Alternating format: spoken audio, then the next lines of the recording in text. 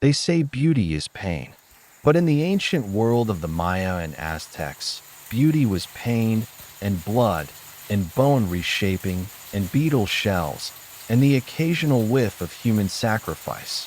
Welcome to Veil of Epochs, where we peel back the layers of history, not with grand battles or famous kings, but with the strange, beautiful, and sometimes horrifying details that once defined daily life.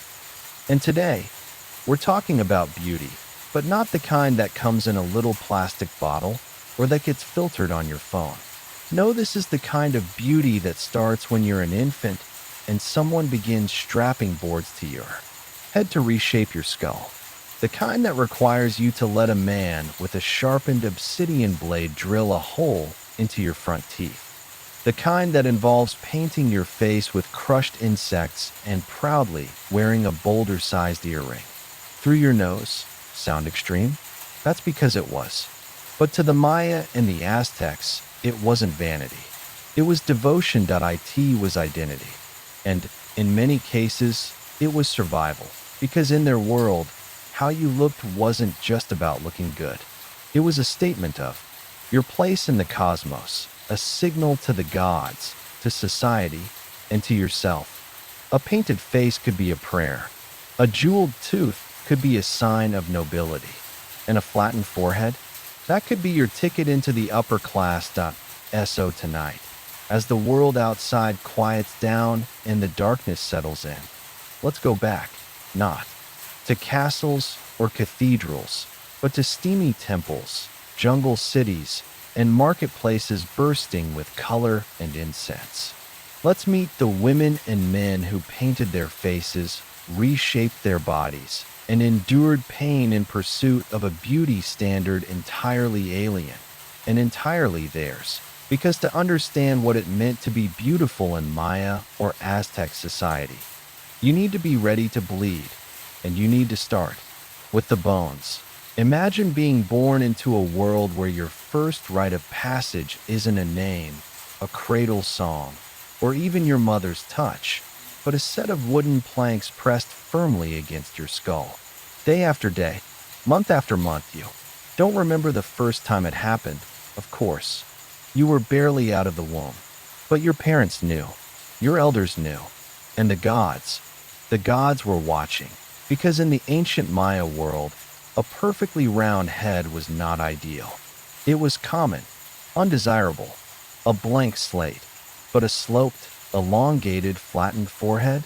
Now that was the mark of a noble, a scholar, a priestess, or someone destined to be more than just another face in the jungle. Let's start with the how. This wasn't some accidental feature.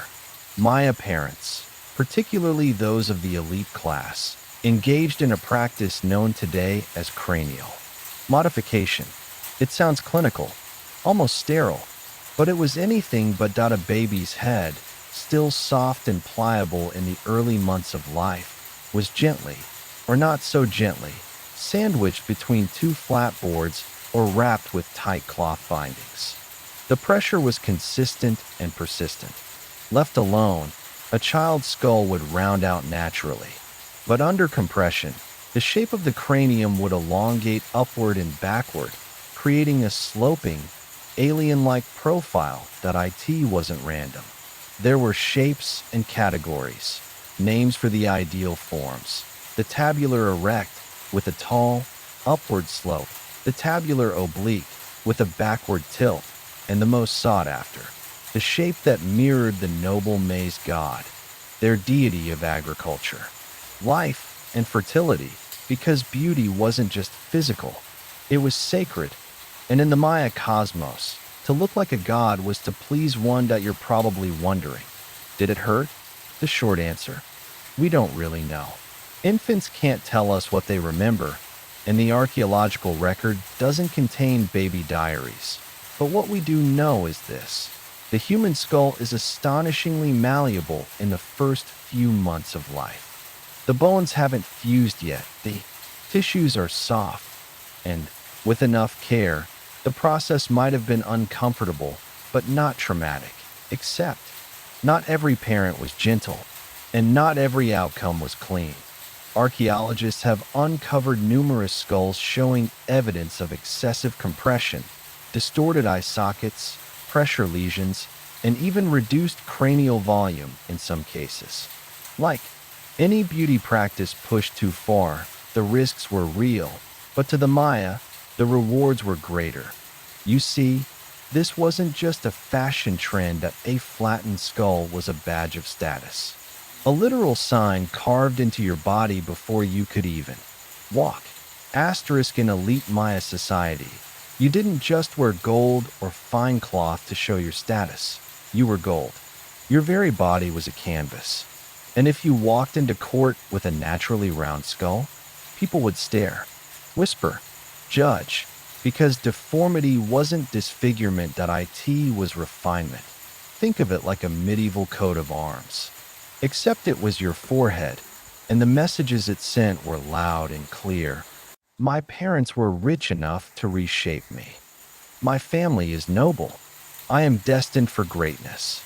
What's fascinating is how widespread this practice became.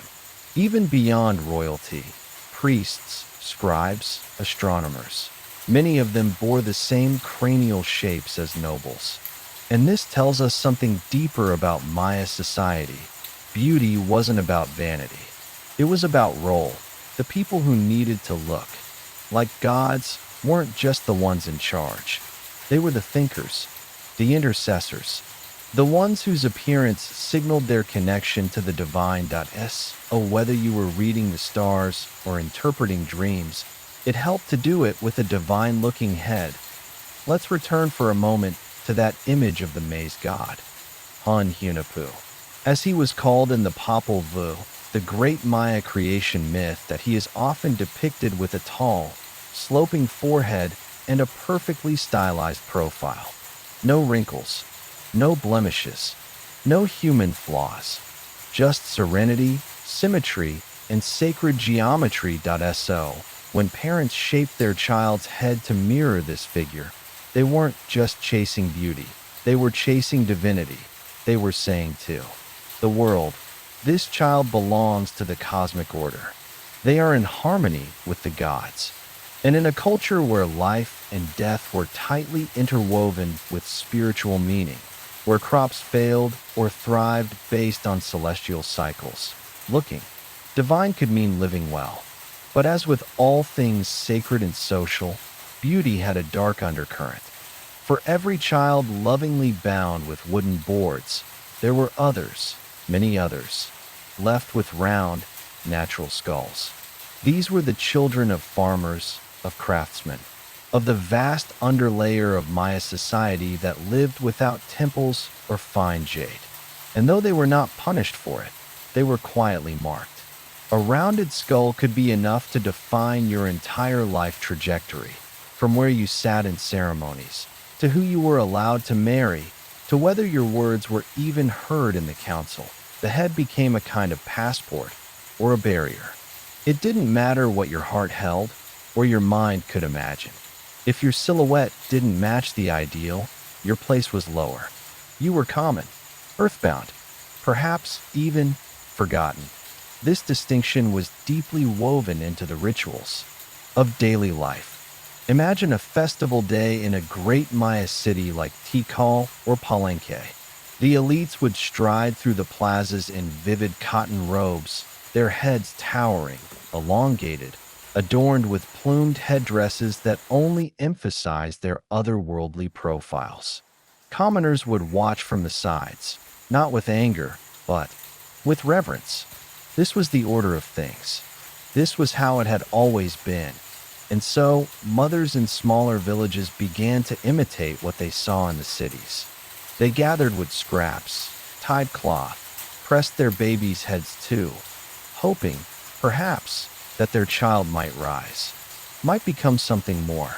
But without the proper training, without the skilled midwives of the elite class, things sometimes went wrong. Too much pressure, too soon, too long. Some skulls became dangerously distorted. Some children became ill. A few even died. Still, the dream remained. Beauty, that divine, disciplined deformation was worth the risk. It was believed that a head shaped in devotion to the gods would bring the gods' attention.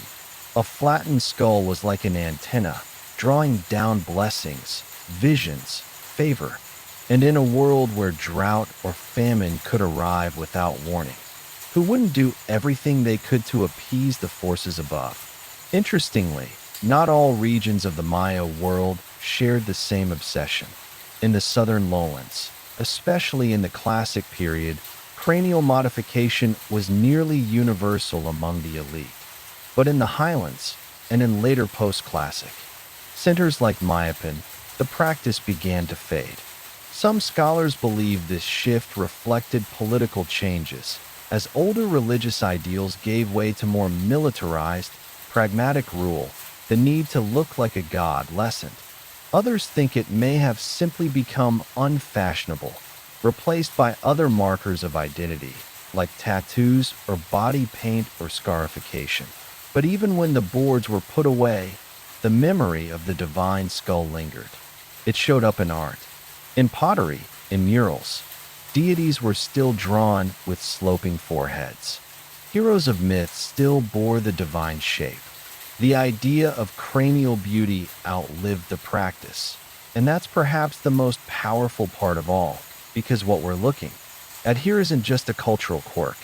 It's not just weird history. It's a blueprint, a window into how deeply humans will go to belong, to ascend, to reshape not just their bodies, but their children's bodies in pursuit of something higher. And before we move on, before we leave the soft bones of infancy and step into the colorful paints of adulthood, let's remember what this tells us, that in the Maya world, beauty wasn't added later, it was built in. From the beginning, that it wasn't a choice, that it was a destiny carved into bone. Centuries passed. Empires rose and fell. Cities bloomed in the jungle, then crumbled into vines and ash. But the ideal of the shaped skull remained. Even as new powers swept across Mesoamerica, the practice endured. Modified, skulls became heirlooms of identity, silent testimonies to a time when beauty was devotion, and devotion began in the cradle. And then, the strangers came. In the early 1500s, when Spanish conquistadors first marched into the highlands of Central America, they brought more than muskets and metal. They brought eyes that had never seen a flattened forehead. They brought worldviews forged in Renaissance Europe, where beauty was symmetry, harmony, and the human form untouched by barbarism. To them, the Maya and Aztecs were already exotic. But when they saw these heads, sloped, extended, unnatural by European standards, they were horrified. They called it deformity, mutilation, evidence, they said, of savagery. But they were wrong. They couldn't see what those skulls truly meant. They saw only bone, not belief. They missed the layers of ritual, of symbolism, of love and lineage and sacrifice. To them, a flat skull was a defect. To the Maya, it was a crown. This clash of aesthetic, of power, of meaning would play out across every corner of the continent. As colonization tightened its grip, practices like cranial modification were discouraged, then forbidden. Churches replaced temples. Priests condemned rituals. And slowly, the boards were set aside. Not because the people no longer believed, but because belief, under foreign rule, became dangerous. Still, the old ways refused to vanish in remote regions. Among families who whispered the old stories under moonlight, children's heads were still gently bound, quietly, in secret, not for vanity, not even for status, but for memory. Because in a world being rewritten by foreign hands, shaping the head was a way to say, we remember who we are. Even now, centuries later, archaeologists find those skulls in the earth, perfect, elongated, carefully formed. They study them, measure them, catalog them.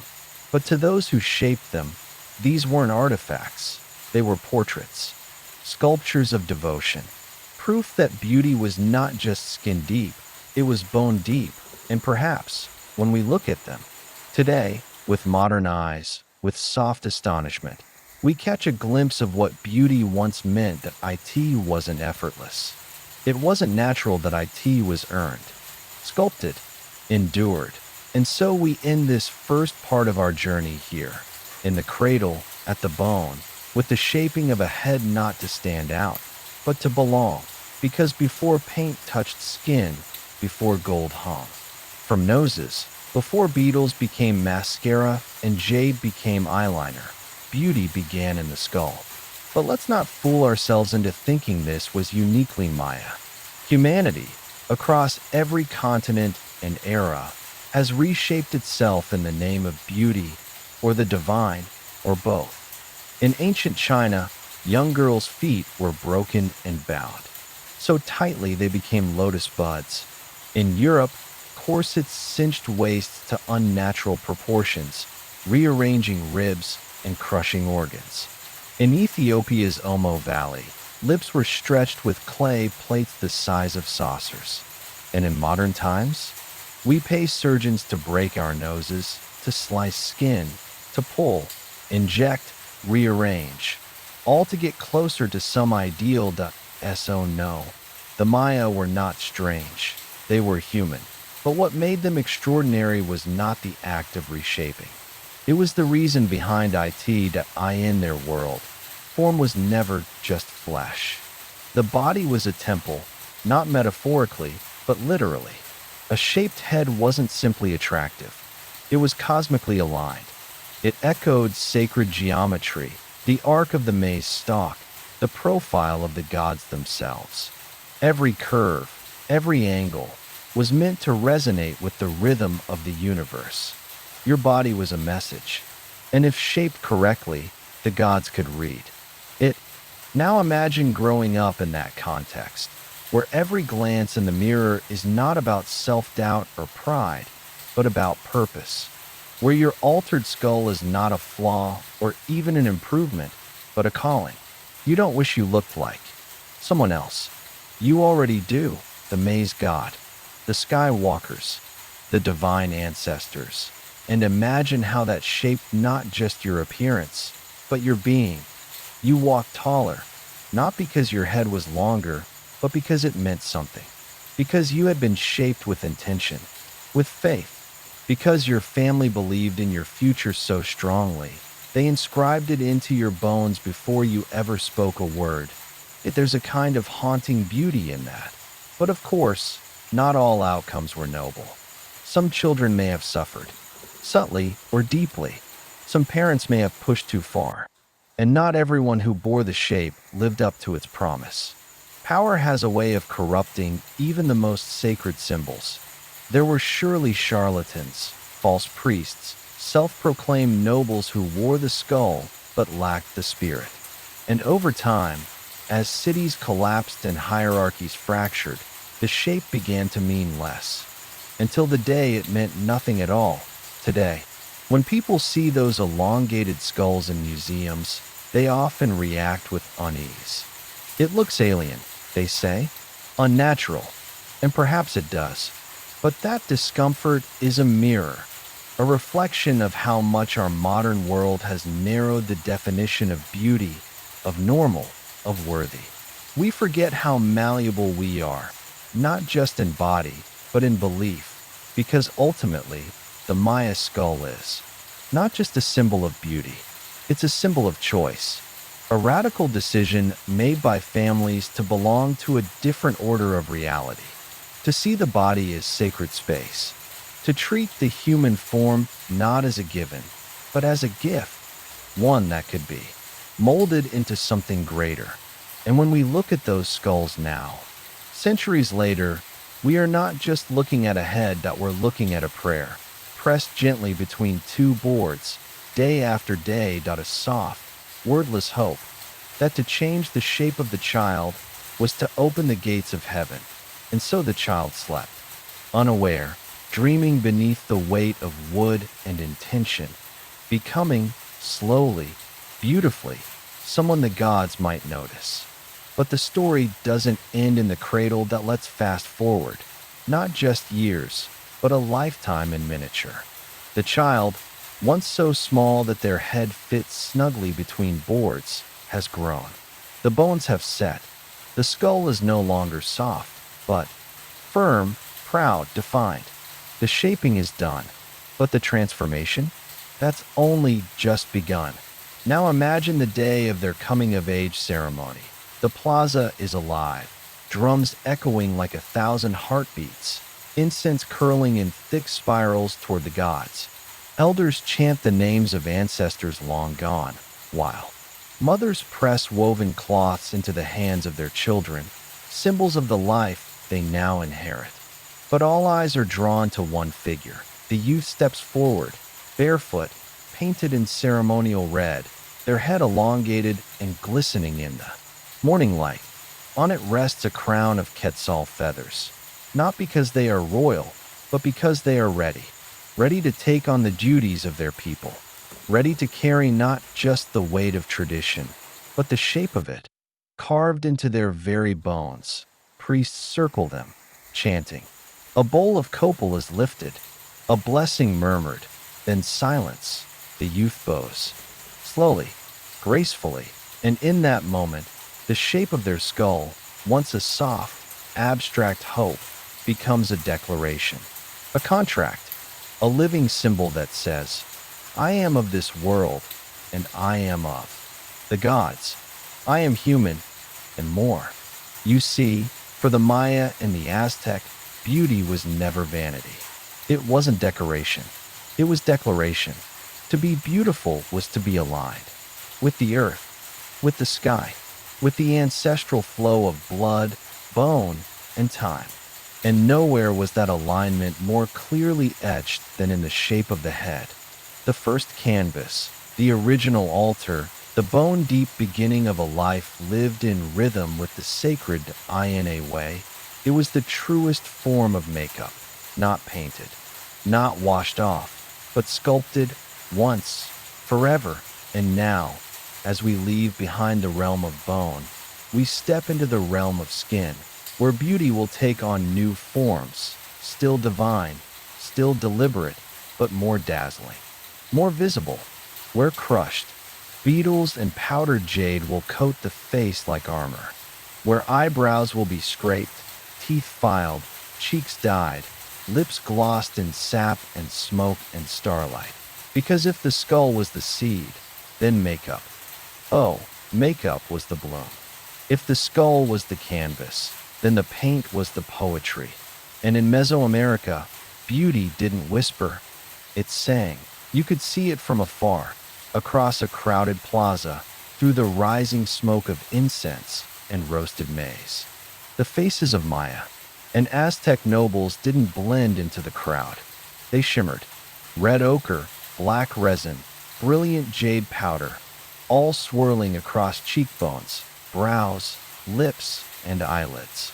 These weren't just decorations. They were messages, public proclamations, a language written in pigment and skin. But before we talk about color, let's talk about ritual. Because for the Maya and Aztecs, applying makeup wasn't like us hurriedly brushing on concealer in the bathroom mirror. It wasn't vanity. It was ceremony. Each line drawn on the face had a purpose, to evoke a god, to declare a social role, to ward off evil, or to signal readiness for war or marriage. Take the color red. This wasn't just a hue. It was sacred. Red was the color of blood, of sunrise, of life. Among the Maya, cinnabar, a mercury-based mineral, was crushed into a fine powder and applied to the skin. Beautiful? Yes. Deadly? Also yes. The same pigment used to adorn tombs and kings was pressed into pores. Over time, its toxicity could cause tremors, weakness, even madness. But beauty, in this world, was never safe. It was powerful, and power always came at a cost. Then there was black, obsidian dark, deep as night.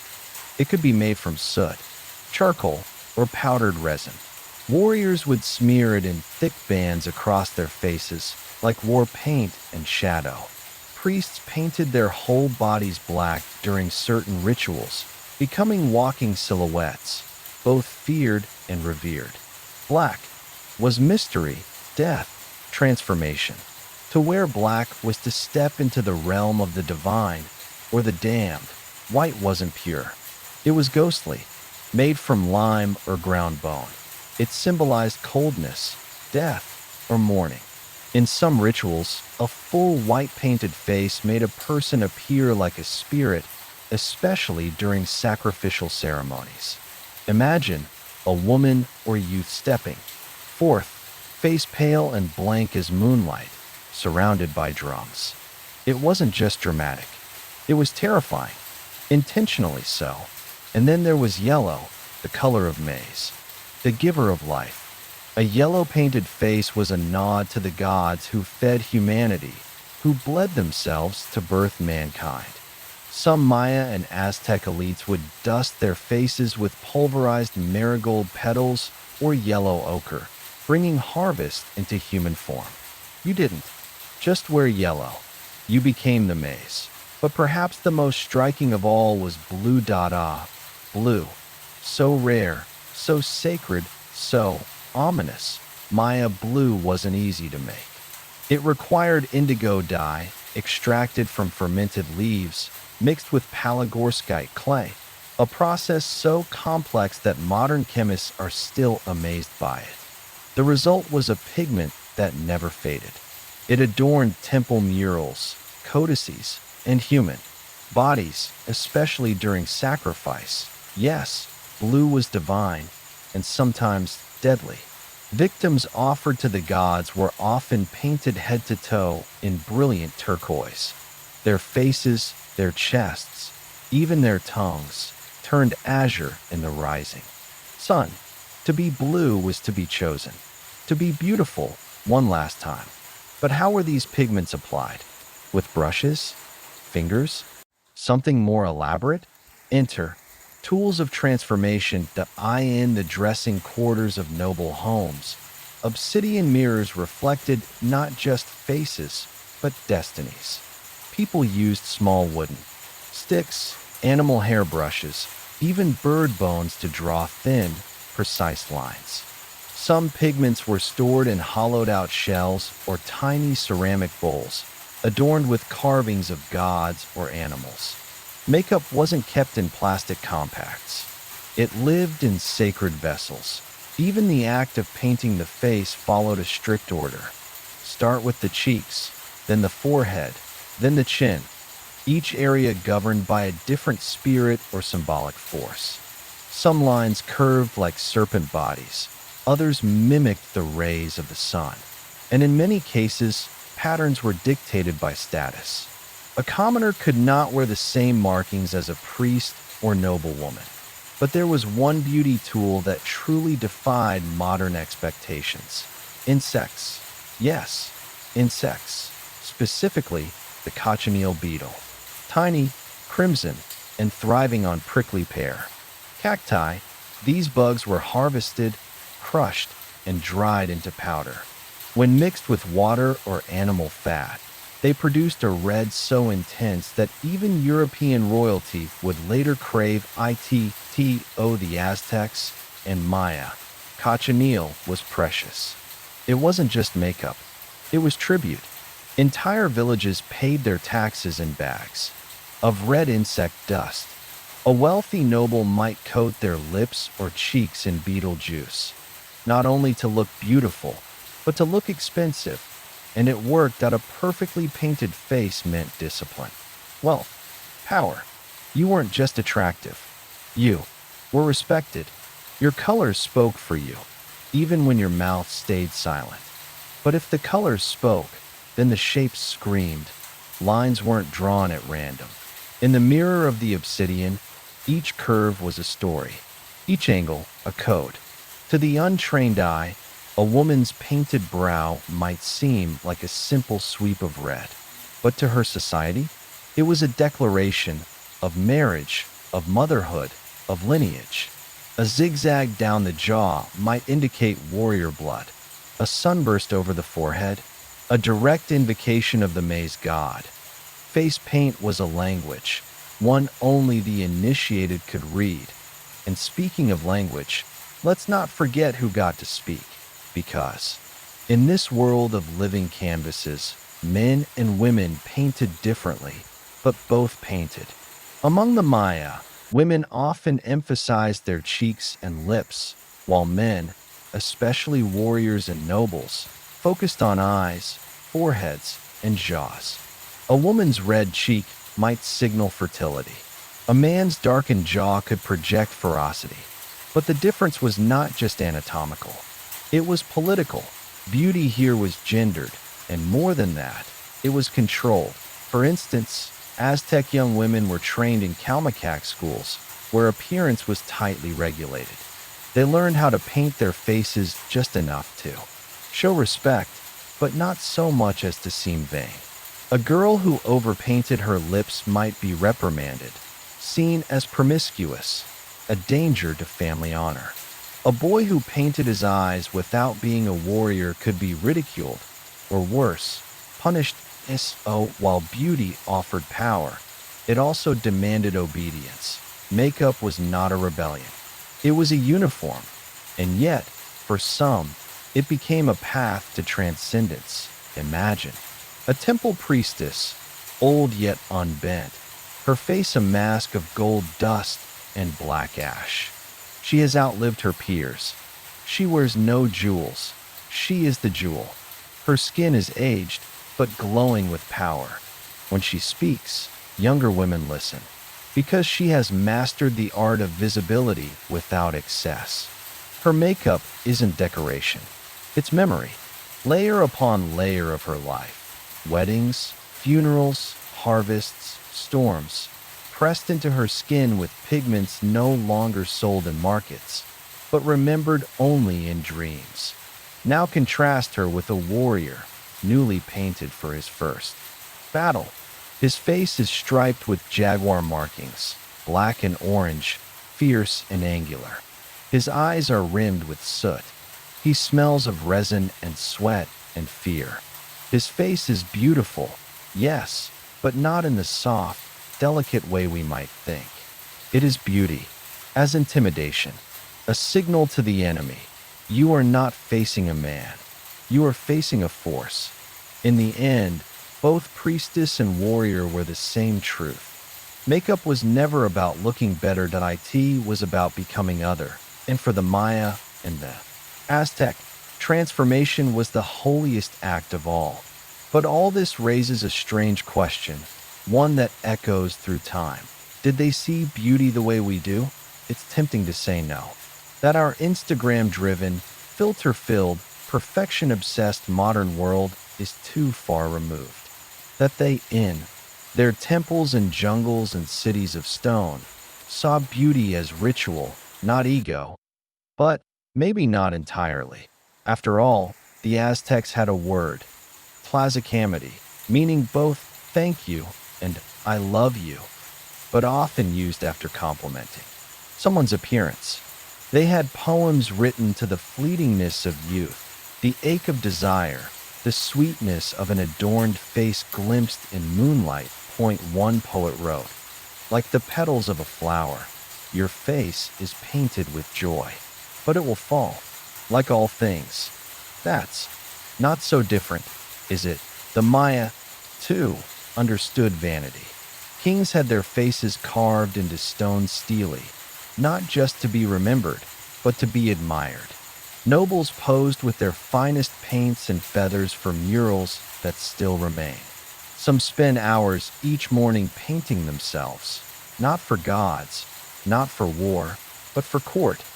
Yes, they had mirrors. Yes, they had self-doubt. Yes, they, too, wanted to be seen. In the end, their world was not so alien. It was full of people, flesh and bone, pigment and pride, trying to express something deeper than words, trying to show, through shape and shade and sacred color, what it meant to belong, to matter, to become. And perhaps that's the most beautiful thing of all. But as we move deeper into the heart of this painted world, we have to ask, was beauty permanent? Or was it meant to be washed away? For the Maya and Aztecs, permanence was never the point. Paint was a passing veil, meant to transform, to enchant, and then to fade. It was ephemeral, a gesture, a performance, and that made it more powerful. Unlike tattooing, which carved identity into flesh, cosmetic paint was reborn each day. Each dawn, a new ritual, a new pattern, a new persona. One day, a lover. The next, a mourner. The following, a god. This daily act of transformation reflected something deeper in Mesoamerican thought, the belief that identity was fluid, not fixed. The self was not singular, but plural, not static, but ever-shifting. That's why mirrors played such a crucial role. To us, a mirror shows truth. To them, it showed possibility.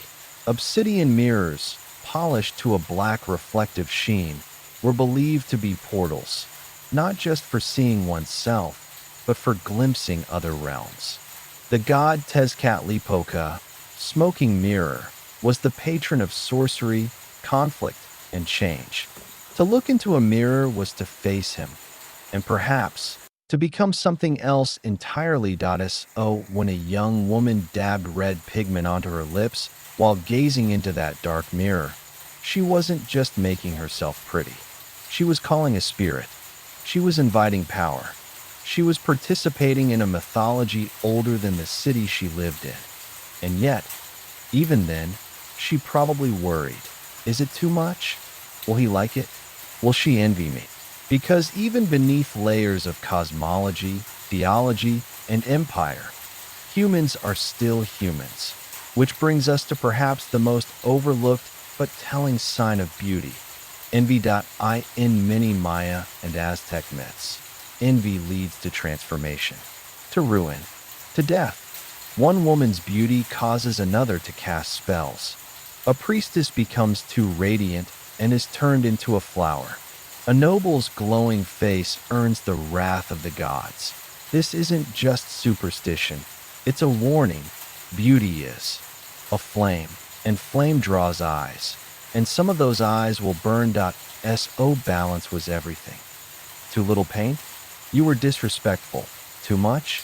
You were vain. Wrong color? You were foolish. Wrong day? You might offend a god. This was a high-stakes game of aesthetics, played daily. But even beyond gods and rituals, there's one more layer to this painted story. What did outsiders think? When the Spanish conquistadors first encountered the Maya and Aztec peoples, they were stunned and horrified by the level of adornment. Faces painted like jaguars, lips stained with blood-red beetle dye, feathers arranged like crowns. The Spaniards. This wasn't beauty. It was witchcraft, and so began the long erasure. Paint was scrubbed off. Rituals were banned. Mirrors were smashed. The sacred bowls that once held cochineal were tossed into rivers. The artistry that once commanded respect was reduced to pagan excess. But beauty, real beauty, never dies. It hides. It waits. And now, hundreds of years later, we're starting to look again. In museum archives, researchers analyze the microscopic remains of blue pigment on ancient bones. In underground tombs, murals whisper of cheekbones long painted and long forgotten. And in art studios and cultural centers across Mexico and Central America, modern descendants are reviving the sacred paints, blending history with new meaning.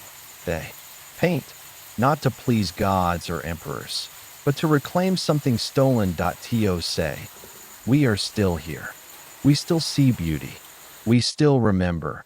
And in every stroke of red, in every glint of black resin, in every carefully drawn sunburst or jaguar stripe, there lies a story, not just of the past, but of now. Of resilience. Of identity. Of a beauty that refused to vanish. But as paint fades, the memory lingers. The memory of how beauty was policed, not only by priests or rulers, but by the eyes of everyone around you. In a society where appearance was a public language, you were never unobserved. And what you wore on your face was a conversation you were having with your entire community. Whether you liked it or not, a noble woman walking into the central plaza was a spectacle. Her painted face spoke louder than words. Every choice, the red of her lips, the yellow along her jawline, the dots beneath her eyes, was read like scripture. One misstep, one pigment out of season, could be interpreted as arrogance or disrespect or even rebellion, because the cosmetic code was political.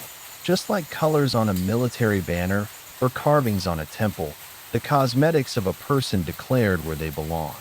And in a rigid, hierarchical world like that of the Aztecs or Maya, misrepresenting your status could be dangerous. Wearing the facial paints of a higher class, or, more scandalously, the paints associated with priesthood or royalty, was an offense not taken lightly. You weren't just being vain. You were challenging the cosmic order, and the punishment, sometimes social shame, sometimes public humiliation, sometimes ritual cleansing, in extreme cases, exile, or death. Yes, death for face paint, because you weren't just painting your skin. You were claiming a place in the world. And if that place didn't belong to you, well, then the gods or the empire or both had to correct the error. Let that sink in. A brush dipped in red could uplift you or end you. And then there was seduction, not the clumsy seduction of perfume ads or modern club nights, but something more ancient, more calculated. Among the noble classes, especially in cities like Tenochtitlan, beauty was not only a tool, it was a weapon. High-ranking courtesans, priestesses, or diplomatic wives knew exactly how to command a room with the right arrangement of lines and color. Imagine a banquet. Obsidian dishes, cacao poured with froth, music in the background. And then she walks in, her face painted not with garish color, but precision. A crimson dot above the brow, a subtle line from ear to jaw. Nothing loud, but everything meant. She glances only once at a rival across the table. That glance, combined with her makeup, tells an entire story, and everyone reads it, because here, beauty was language. And some women were fluent. In fact, in certain circles, a woman's true education wasn't only in weaving or child-rearing. It was an appearance. Girls in elite families were taught how to paint emotion onto their skin, how to convey joy without smiling, confidence without arrogance, how to be desired, but never available. They were raised not just to be beautiful, but to be strategic. Weaponized softness, to arm themselves in color. But not everyone could afford this level of subtlety. For the poor, paint was sparse. Expensive pigments, like cochineal red or Maya blue, were out of reach. Instead, they used charcoal, clay, or plant-based dyes. Yet even in these humble materials, there was meaning. A farmer might paint his face with earth-toned stripes before a ritual dance, not to seduce, but to honor his ancestors. A midwife might mark her cheeks with a cross of soot during childbirth, as protection against spirits.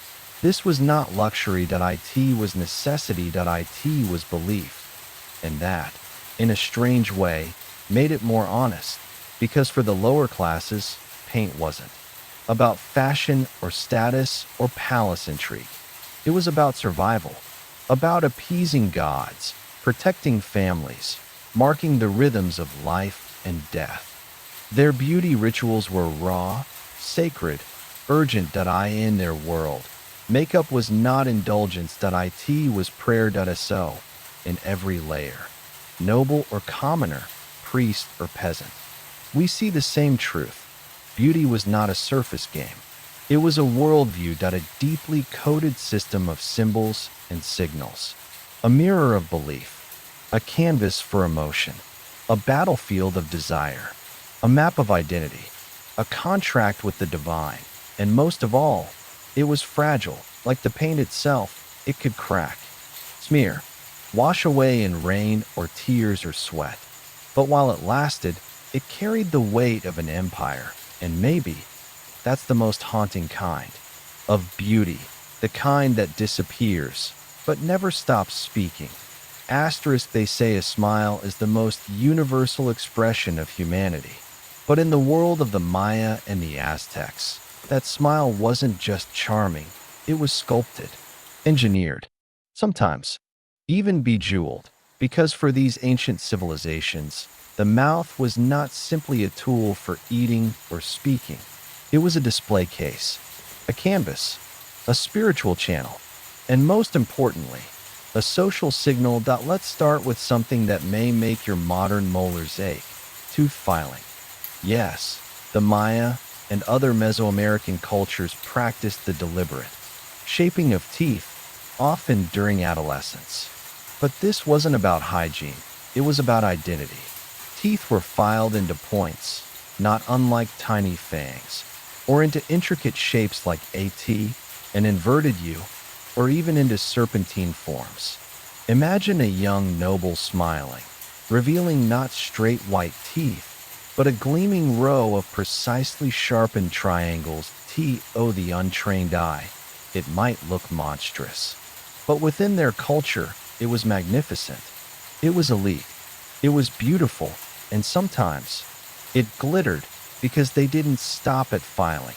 They added inlays, tiny fragments of jade, turquoise, hematite, or pyrite set directly into the surface of the tooth. This wasn't decoration for decoration's sake. Each material had meaning. Jade represented life and fertility. Turquoise called forth the sky and nobility. Pyrite shimmered like sunlight and divine fire. The dental artisans who performed these modifications weren't butchers, they were experts. Evidence from excavated skeletons shows incredibly precise work, done without cracking the tooth. They drilled shallow holes into the enamel using tools likely made of obsidian and applied adhesives made from tree resins or plant saps. You read that right. They glued jewels into their teeth. And it worked. Asterisk, but why? Because a beautiful mouth didn't just reflect physical allure. It signaled power, purity, and connection to the divine. In Mesoamerican languages, the mouth wasn't only associated with speech, it was associated with breath, and by extension, spirit. Breath was life. To breathe was to exist. To speak was to animate thought with divine wind, naturally. The mouth had to be perfect. That a malformed mouth, or one that smelled bad, wasn't just unpleasant, it was spiritually dangerous. It meant imbalance. And balance was everything. Along with the visual art of dental decor, there came a strong emphasis on oral fragrance. The ancient Aztecs, in particular, used herbs, flowers, and tree resins to maintain fresh breath. Chewing aromatic leaves like tsoali, a blend of maize dough and amaranth seeds, or burning copal resin as a kind of spiritual mouthwash. These were everyday rituals, especially among the elite. But again, this wasn't about dating confidence or workplace interviews. This was about cosmic cleanliness, because the words you spoke weren't just for humans. They could reach gods, and no one wanted to pray with bad breath. Asterisk, what about ordinary people? Well, much like with makeup, there was a hierarchy to mouth care. Commoners didn't have access to jade or obsidian drills, but they did mimic the practices of the elites, using less costly materials. Some used crushed flowers as toothpaste. Others applied charcoal from sacred fires to their gums, believing it warded off disease and evil spirits. And then there were ceremonies, especially for young boys and girls. In some Maya regions, tooth modification was a rite of passage. The day a young noble got his teeth filed and inlaid marked his entry into adulthood. It was painful, yes, but pain was the price of beauty. And pain, in these cultures, was also a form of purification in a society where bloodletting, fasting, and burning incense to the point of fainting were part of religious expression. A little dental drilling wasn't just tolerated, it was expected. But this idea of mouth as sacred gateway goes even deeper. The Aztecs believed that the mouth could speak both life and death. A ruler's decree could save or destroy. A priest's chant could summon rain or war. And so, the mouths of such people had to be adorned appropriately. Think of it like this. If your voice carried divine weight, your teeth had to look the part. This is why jade inlays weren't just decorative. They were protective. They were talismans. And they told anyone looking that this was no ordinary man or woman. This was someone whose words mattered. Asterisk, even the Spanish conquerors, brutal and arrogant as they were, could not ignore this. In their chronicles, they described the smiles of the Maya and Aztec nobility with a mix of fascination and horror. One friar compared the filed teeth to demonic fangs, but admitted the craftsmanship was like jewelry for the bones. Another accused the practice of vanity, all while wearing gold crosses and perfume. Irony was not their strong suit. Yet despite their efforts to erase such customs, the echoes remained in modern indigenous festivals. Some still paint ceremonial lines along their mouths, a nod to ancient aesthetics in the murals of old temples. Nobles still smile at us, mouths full of mystery and meaning. And maybe the most poetic thing? The teeth outlast the flesh. Long after the skin rots, after the gold is stolen and the bones turn to dust, the inlaid stones remain, still nestled in ancient jaws, shining in the darkness of tombs, whispering secrets about a civilization that once smiled with power. And so, we come to a detail often overlooked in history books. Smell in a time before toothpaste, before alcohol-based rinses, before dental floss.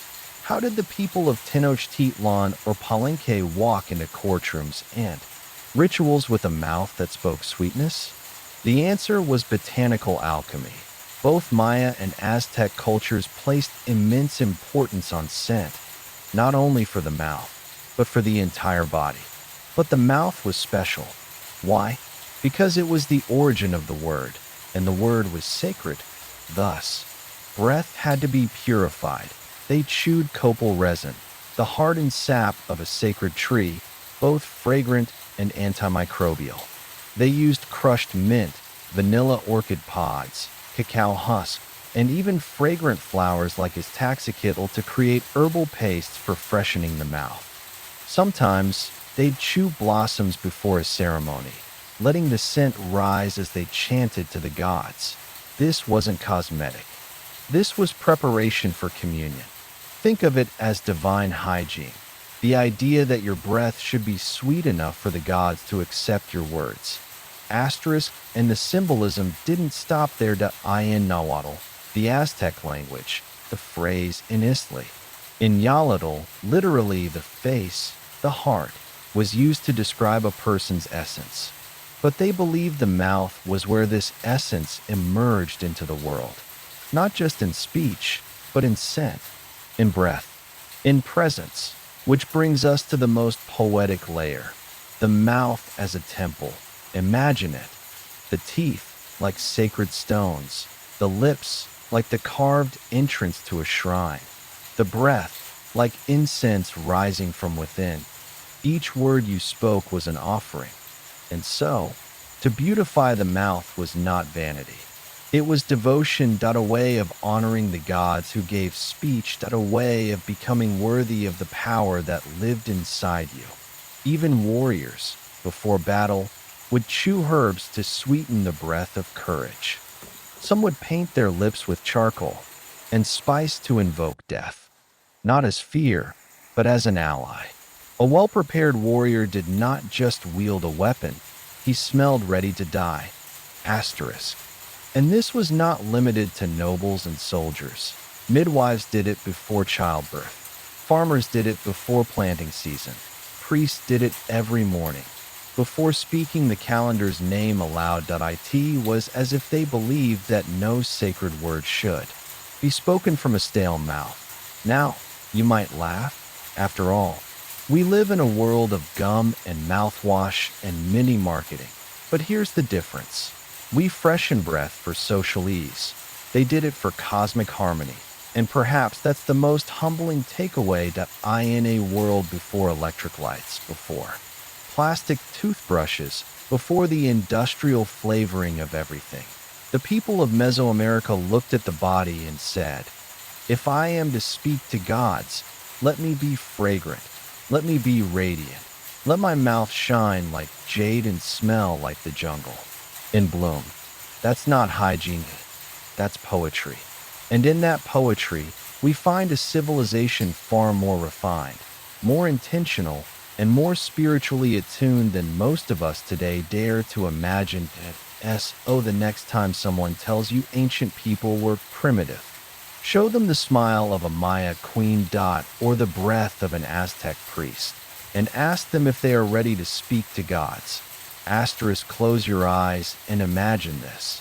The dawn mist clings to the jungle trees. In the city square of a Maya city, men and women stand like painted statues, their skin shimmering in hues of blue, red, yellow, and black. Not clothes, but color itself. A second skin. This wasn't performance. This was the self. Reborn. The Maya, the Toltecs, the Aztecs, and many other Mesoamerican peoples, the human body was not simply flesh and bone.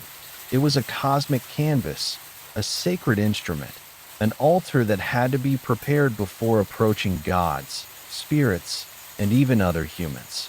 And central to that preparation was the skin, how it looked, how it smelled, how it spoke without words. Let's start with paint.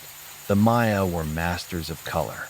They extracted cinnabar for deep reds, indigo and Maya blue from indigofera plants, and palygorskite clay, charcoal for black, and crushed minerals for every hue imaginable. These weren't merely dyes, they were charged with meaning. Blue was sacred. It represented sacrifice, rain, sky, and rebirth. It was the color of Chak, the rain god. When someone was painted entirely in blue, it didn't just mean they were important. It meant they were about to cross into the divine realm. Red? That was life, blood, and vigor. Black? Night, the underworld, introspection. Yellow? Often used in ceremonial cosmetics, symbolizing fertility and the sun.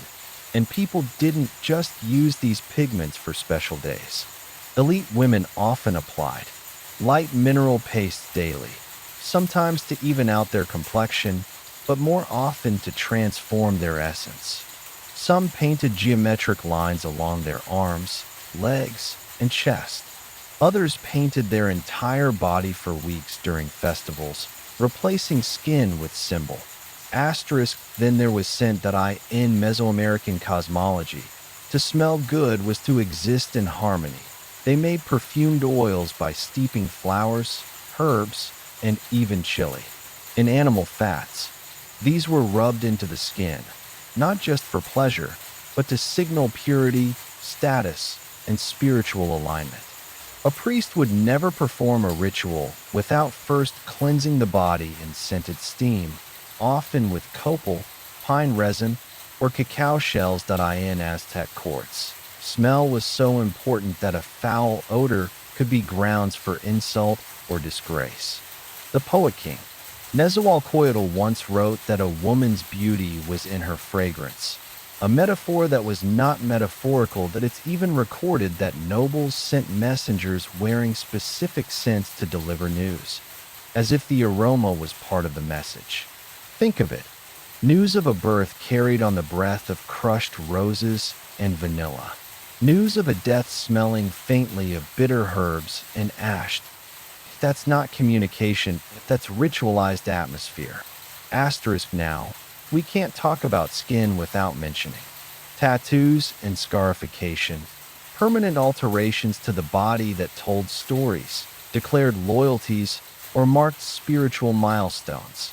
Tattooing among the Maya involved plant-based inks and obsidian needles, often done during rites of passage. Boys might be tattooed after surviving a ritual fast.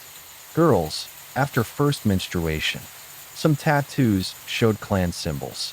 Others, the sun, maize, jaguars, or celestial glyphs. But what's fascinating is that these weren't decorations. They were believed to be channels for spiritual energy. That to be tattooed was to be opened. To bleed color into the skin was to reveal one's cosmic lineage. Scarification went even further. Patterns were carved into the flesh and allowed to heal into raised, textural symbols, a kind of living sculpture. A nobleman might have his chest carved with the glyphs of his ancestors. A priest might bear scars on his arms that mirrored serpent scales. Yes, it was painful, but again, pain purified. Pain meant transformation. They weren't interested in comfort. They were interested in becoming divine. Asterisk and beyond tattoo and paint was body modification that began at birth. Among the elite Maya, babies' heads were sometimes gently bound between boards to achieve a sloped, elongated skull, a shape associated with the gods. Far from being considered deformity, it was a mark of nobility and beauty. Some infants had small beads suspended in front of their eyes to encourage a cross-eyed gaze, another sign of divine status. The Aztecs, too, engaged in cranial shaping, earlobe stretching, nose piercing, and more. The message being, beauty is shaped, not born. That to be human was not enough. You had to be sculpted towards sacredness. All of this paints a radically different picture from the one we're used to. Wow. The European Middle Ages draped their beauty in veils of modesty and powdered faces to look pale and passive. The Mesoamerican vision of beauty was vivid, fragrant, fierce, and fearless. The body was not hidden. It was declared, not just to other people, but to the gods themselves. And in that declaration, through color, scent, and scar, a person became something more than human. They became a living temple. Let us return for a moment to the morning light in Tenochtitlan, the capital of the Aztec Empire, where shadows stretch long across the stone courtyards, and noble women are beginning their day not with breakfast, but with ritual self-transformation. Point 1 applies a thin film of yellow ochre to her cheeks, a symbol of maize, of bounty, of feminine fertility. Another dabs her neck and arms with sochal oil, made from pressed flower petals and chili seeds, mixing sharpness with sweetness.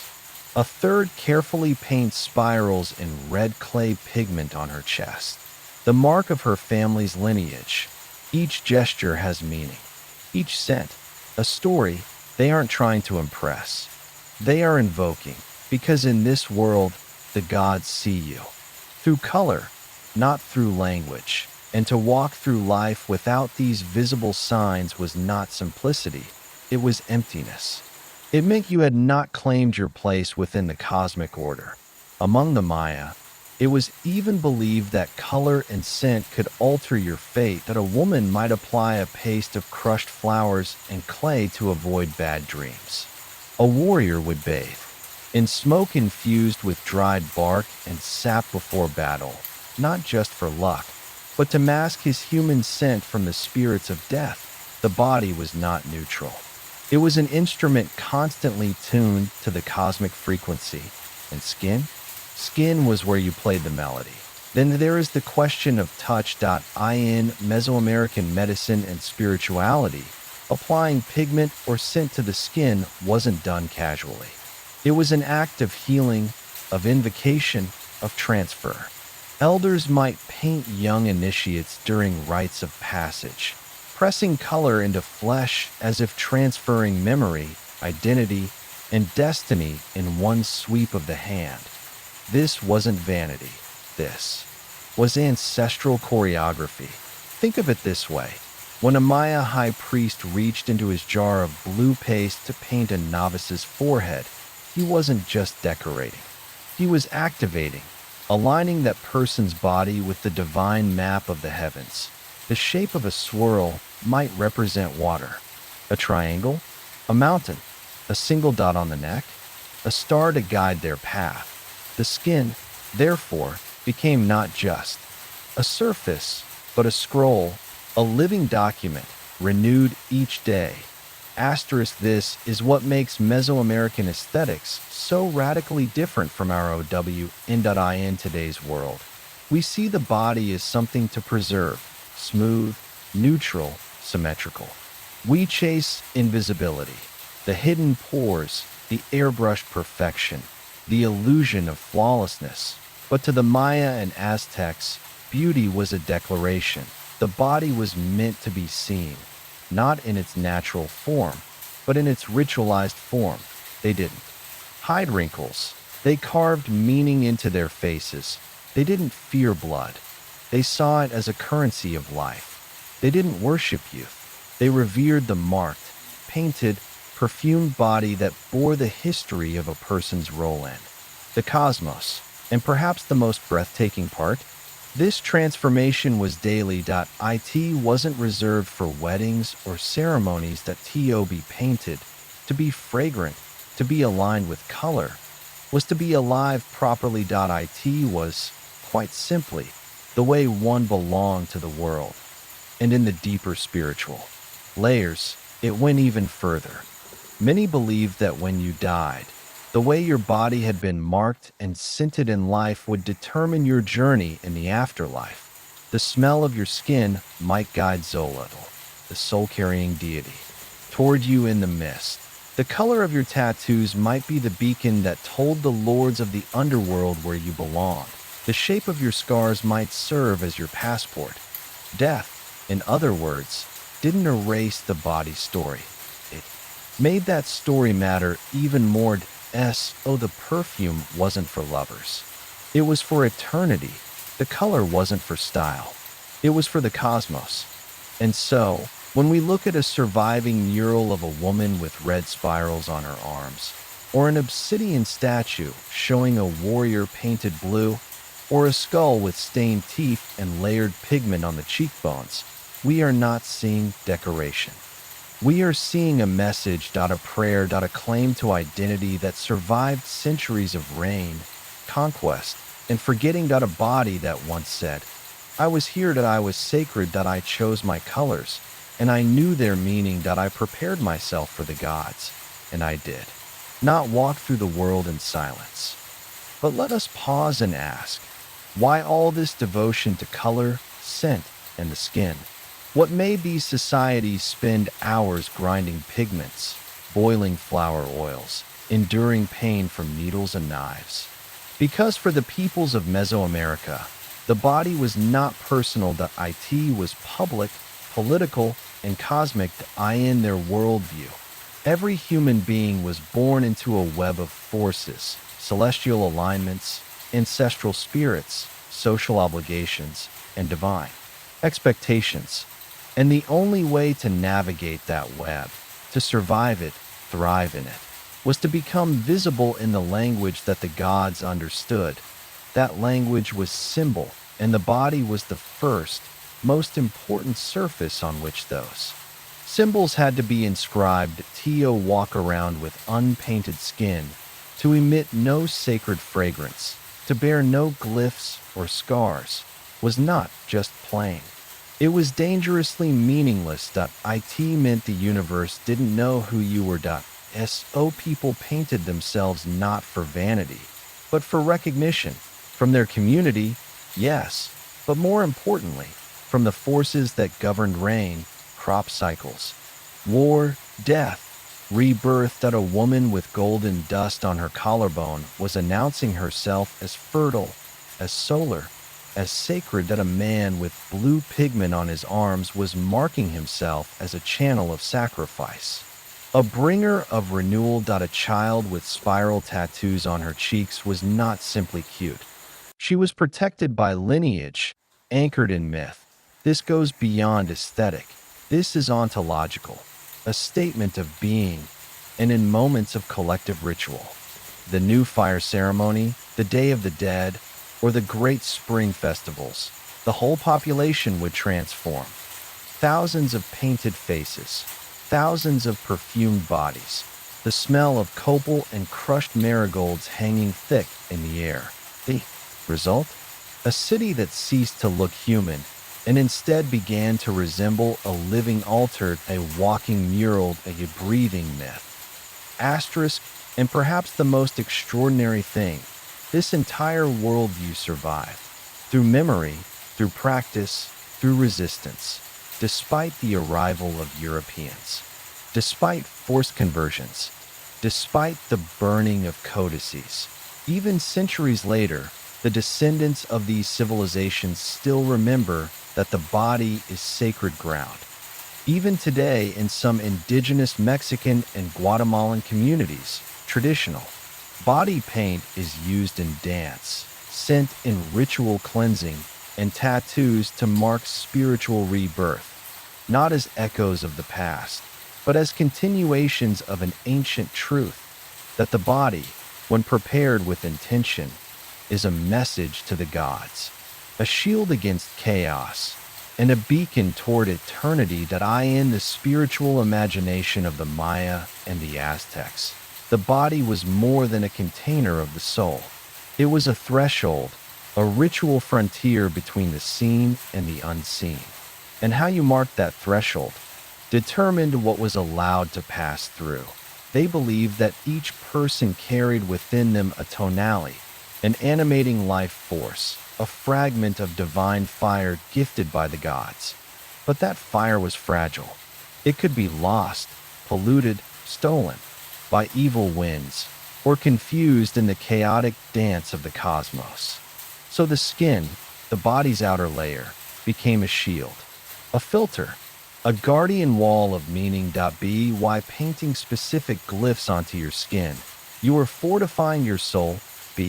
Why scenting your flesh with sacred flowers? You weren't just smelling nice. You were masking your divine fire from malicious spirits.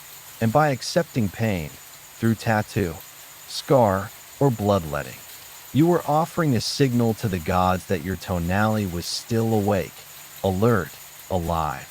Pain, in this view, wasn't suffering. It was currency. To bleed in sacred geometry was to purchase clarity in the spiritual realm. To scar your body with meaning was to etch permanence into a fleeting world. There's an ancient Nahuatl phrase passed down from priest to priest. In Xochitl, in Cuacatl, the flower, the song. A way of saying, beauty is how the soul sings through the skin. This wasn't metaphor. This was cosmological fact. The flowers symbolized ephemeral beauty, color, scent, softness, everything that fades. The song represented eternal truth. Memory, identity, intention. When a priestess bathed herself in marigold petals before a lunar rite, it wasn't pretty. It was precise. She was tuning her flesh to the right frequency, making her body a vessel worthy of receiving divine energy. And if she skipped the ritual, her Cuacatl, her soul's song, might falter. The gods might not hear her voice. Asterisk, and in moments of high cosmological risk, eclipses, earthquakes, comets, entire communities would engage in mass bodily recalibration. Men would blacken their faces and arms with ash to disguise their tonality from dark forces. Women would coat themselves in red to mirror the blood of Quetzalcoatl, the dismembered moon goddess, and thus protect their children. Children's hair would be perfumed with crushed cacao and maize pollen, as offerings to Chicumcotl, the maize goddess, pleading for stability. This wasn't panic. This was precision spiritual engineering. They believed that the body, correctly configured, could deflect misfortune, even redirect the flow of fate. And this belief was not blind faith. It was inherited science, knowledge encoded in generations of ritual, myth, and observation. But there's an even more radical layer. Among the highest-ranking priests and noble seers, it was believed that a human body fully prepared, tattooed, with cosmic glyphs, perfumed with the right resins, painted in alignment with sacred days, could momentarily transcend the human form entirely, not in metaphor, literally. There are accounts in colonial-era codices describing priests who, during solstice ceremonies, seemed to disappear in smoke. Not magic tricks, but acts of ritual dissolution. They became so aligned with the gods that their bodies were no longer distinguishable from the divine presence invoked. Whether or not this happened physically, the point is this. To them, the goal of beauty was not admiration. It was transformation. You did not paint your face to look attractive. You painted it to cease being you and to become something greater, a vessel, a voice, a bridge. Asters compare this to our modern beauty standards, the obsession with youth, smoothness, symmetry that we hide. Flaws. They marked meaning that we airbrush scars. They etched memory that we use perfume to seduce. They used it to navigate worlds that it wasn't about looking good, that it was about being cosmically coherent. Your scent, your color, your scars, they told the gods, the dead, the forces of sky and maze and moon. I am awake. I am aware. I am part of the design. And in that clarity, the body wasn't just beautiful. It was divine interface, the temporary arrangement of flesh and spirit capable of speaking the language of the universe. Imagine walking through the bustling heart of Tenochtitlan on the morning of a feast day. The city hums with life. Stone causeways echo with the sounds of bare feet and wooden sandals. Vendors call out from floating markets. Drums throb in the distance like a second heartbeat. And then, from the central temple steps, a figure descends. She is draped in a cloak woven from cotton so fine it glimmers like mist in the morning sun. Embedded in the fabric are tiny jade discs, each carved with a sacred glyph, sewn into place with hair from her own family line. Her skirt is dyed a deep red from cochineal, the blood of thousands of crushed insects. Around her neck, strings of obsidian shards and gold beads flash with each movement, making sound as well as light. She is not royalty. She is a priestess. But in this world, that makes her more than noble. She is a human channel dressed in the symbols of cosmic balance that the Aztecs and Maya. Clothing was not a private matter. It was language. It announced your status, your duties, your age, your origin, your obligations, and even your worth in the eyes of the gods. That a peasant could be punished for wearing cotton above the knee, that a merchant's cloak might bear blue diagonal stripes that showed his travels across distant lands, that a warrior's tunic would be dyed with the extract of the tlacanali flower, firewater, symbol of divine combat. And those garments weren't just decorative. They were codices you could wear. The Maya, in particular, were obsessed with symbolic textiles. They believed that weaving was a gift from Ninchel, the moon goddess of fertility, childbirth, and creation. Every time a woman picked up her backstrap, loom, and began to weave, she was reenacting the weaving of the cosmos itself. Each pattern, whether diamonds, zigzags, or step motifs, had a spiritual counterpart. The four cardinal directions, the serpent paths of the sky, the breath of the earth itself. And if you wove the wrong pattern at the wrong time, you might open the wrong door. Yes, textiles could summon spirits. They could contain them. They could bind or release them, depending on the weaver's knowledge, which means a dress was never just a dress. It was a portable altar, a protective field, a cosmic address label, guiding fate to the right person. Jewelry, too, carried enormous weight, literal and metaphorical. The Aztecs were known to wear lip plugs, nose jewels, and earspools of gold, jade, obsidian, and even crystallized sap. But these were not simply for fashion. These were threshold markers, a way to show how close you were to the divine. Jade, especially, was not just valuable. It was alive. It was associated with breath, rain, maize, and eternal life. To wear jade near the mouth was to enhance your words with sacred energy. To place jade over the heart, common in elite funerary practices, was to reignite the soul's fire on its journey through the underworld. So when a ruler donned a collar of jade beads before addressing his people, he was doing more than looking majestic. He was channeling fertility, balance, authority, and breath, all at once. The sound of jewelry also mattered. Some Aztec nobles wore anklets of gold bells, not to be heard, but to remind others of their presence without speaking. Others wore shell necklaces that clicked softly as they moved, the rhythm echoing ocean tides, invoking Tlaloc, god of rain. Movement, in that sense, was also music, and music was presence. To walk, glitter, and chime through a crowd was not arrogance. It was a performance of harmony. But clothing could also be dangerous.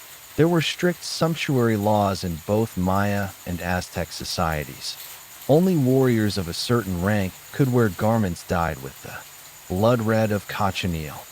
Only high priests could wear cloaks adorned with quetzal feathers, green, iridescent, nearly impossible to obtain without killing the bird, which was forbidden. To were the wrong color, the wrong motif, or the wrong gemstone was not just illegal, it was a sacrilege. It was like lying to the gods through your outfit, and that lie could cost you dearly. Even nudity in these cultures had meaning, but it was contextual. A dancer at a fertility festival might wear only body paint and gold chains, becoming a vessel of primal forces. A prisoner about to be sacrificed might be stripped not to humiliate him, but to return him to cosmic neutrality before offering his body back to the gods.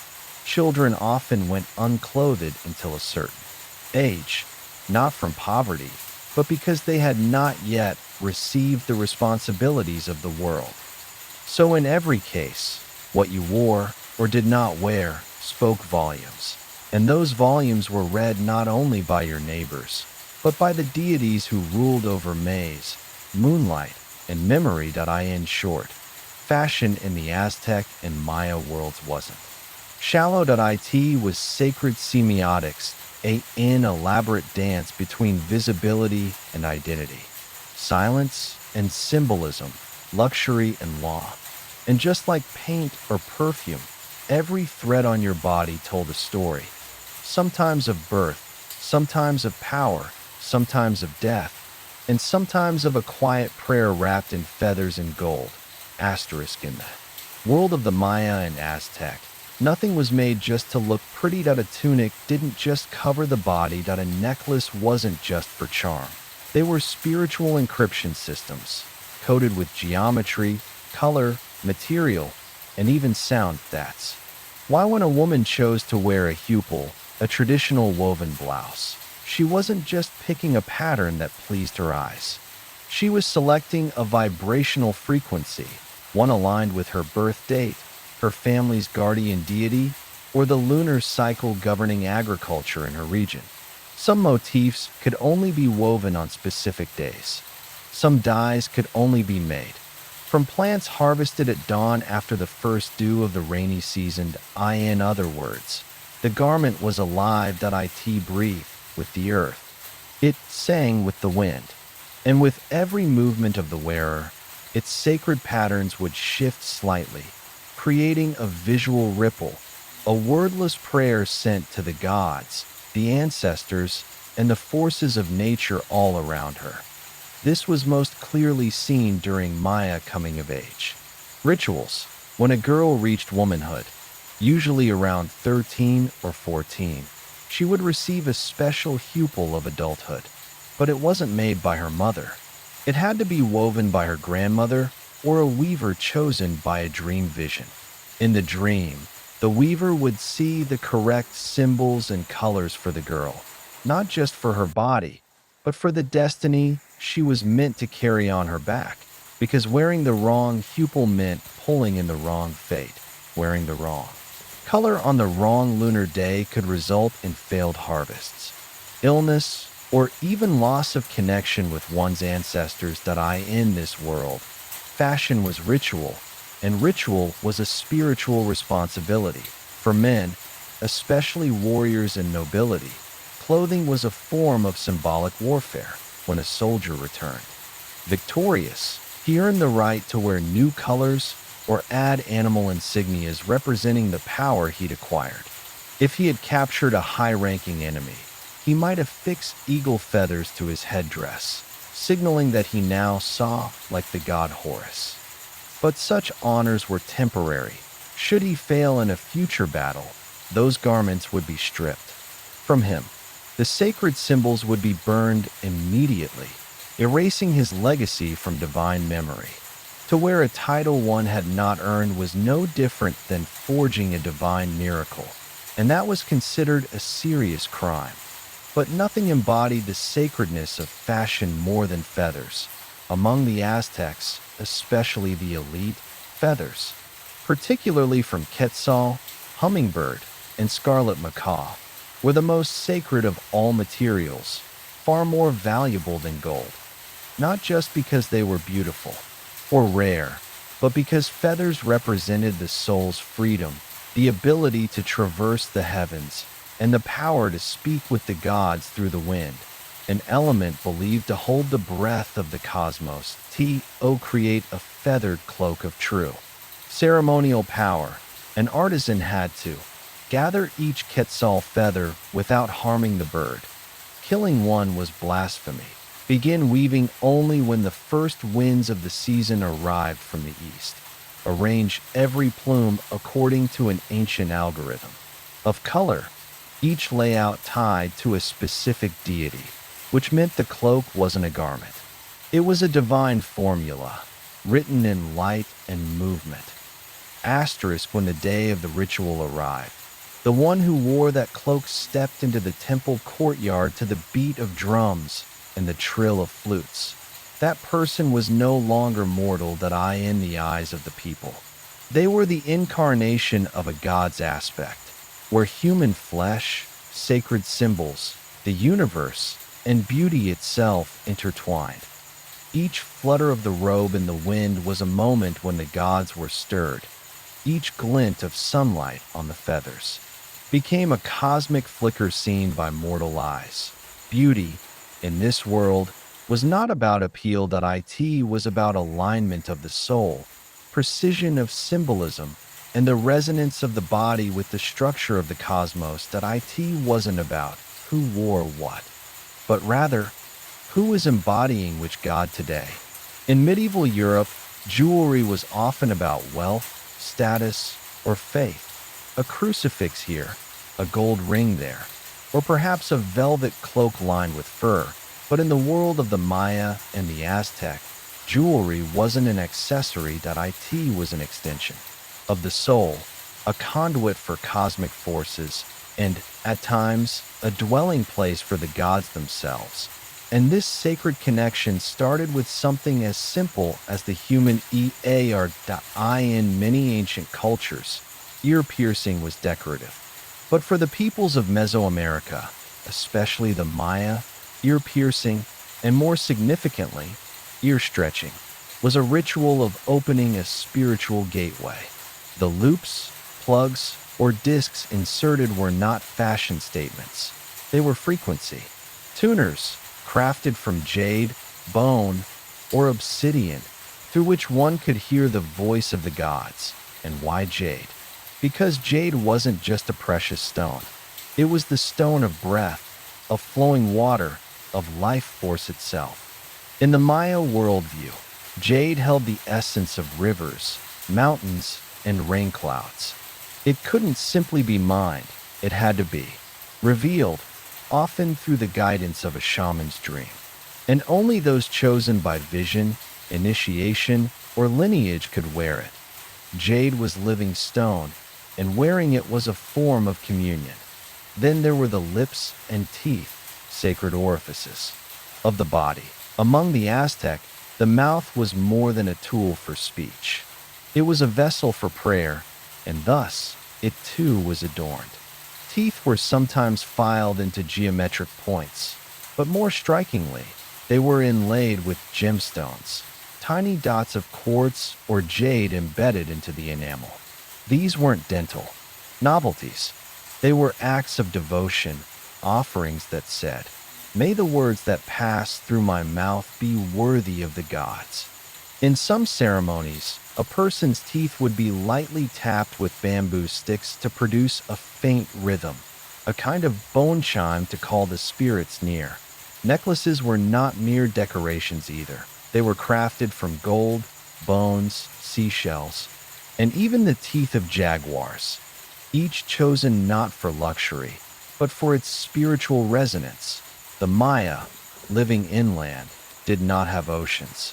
Yet they wore strings of delicate shells from distant shores, traded across mountain ranges and jungles. These shells were not mere trophies.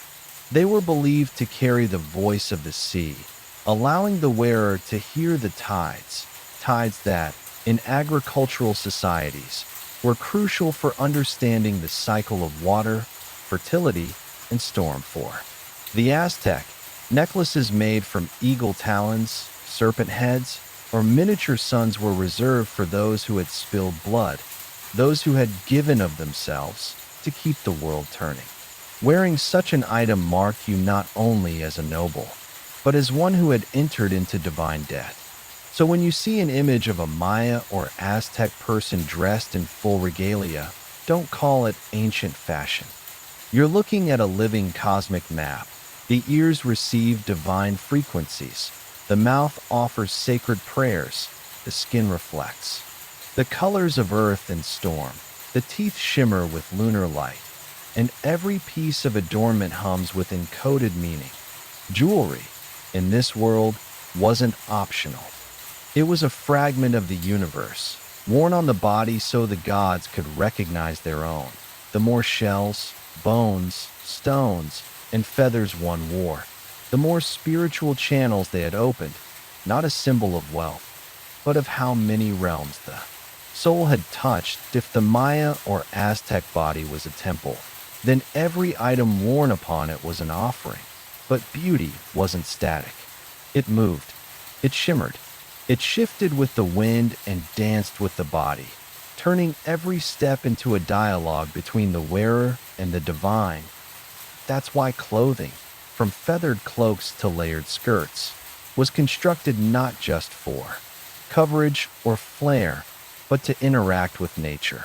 Imagine a noblewoman walking through a sunlit plaza, her jade pendants tapping rhythmically against her chest, feathers swaying behind her, embroidered glyphs catching sunlight at shifting angles.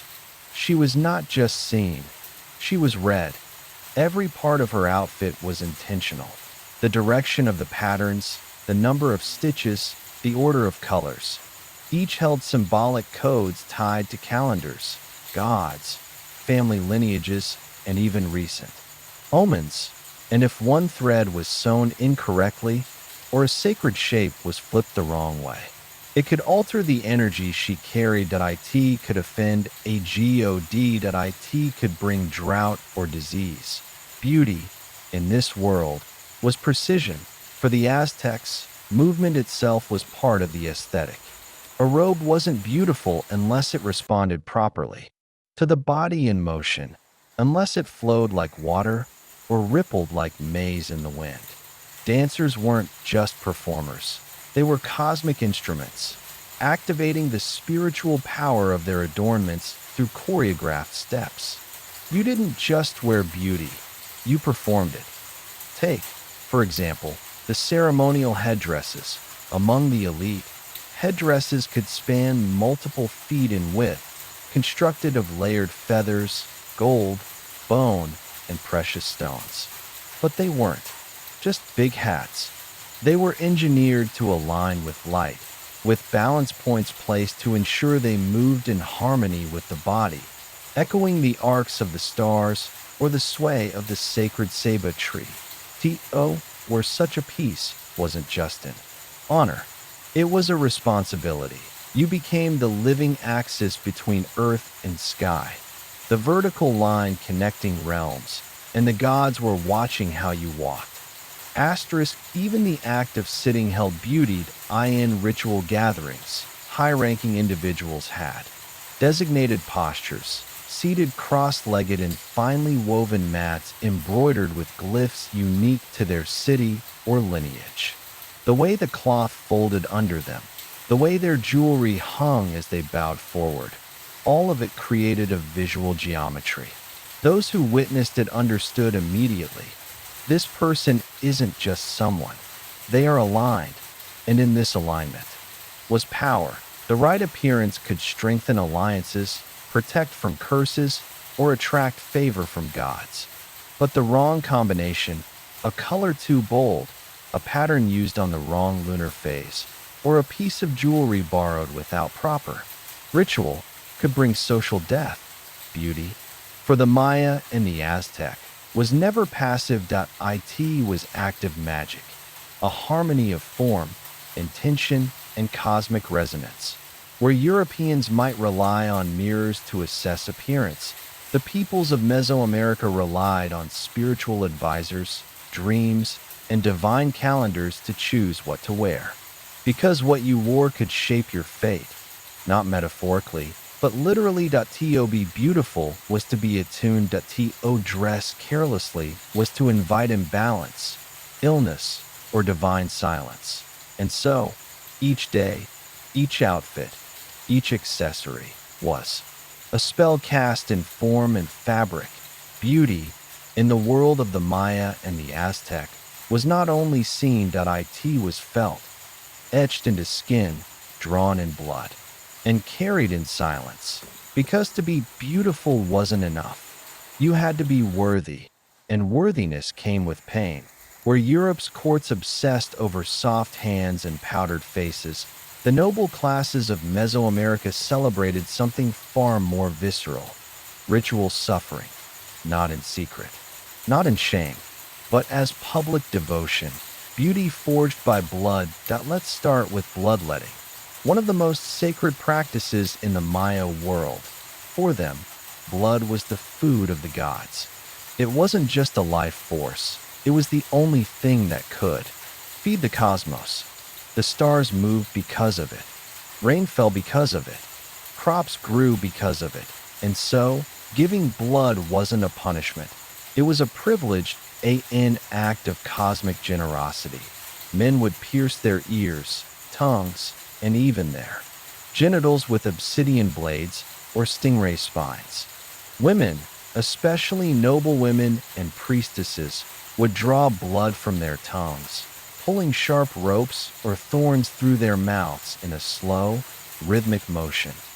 Yes, pain was the ritual language of devotion, and afterward, the blood was collected on bark paper and burned. The rising smoke believed to carry prayers straight into the divine realm. These acts weren't hidden away in dark corners. They were performed in ceremonies, with witnesses, music, and chants.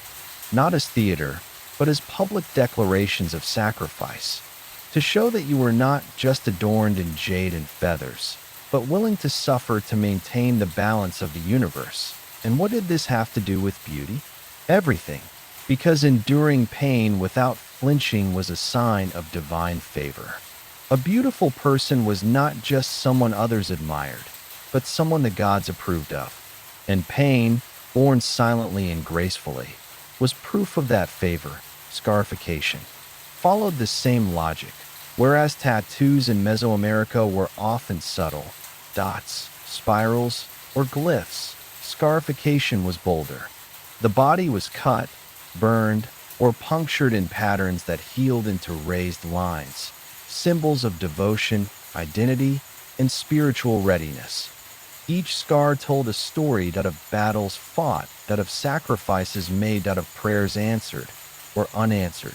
Children of nobles were often marked at young ages, enduring rituals that both inducted them into elite society and offered them to the gods.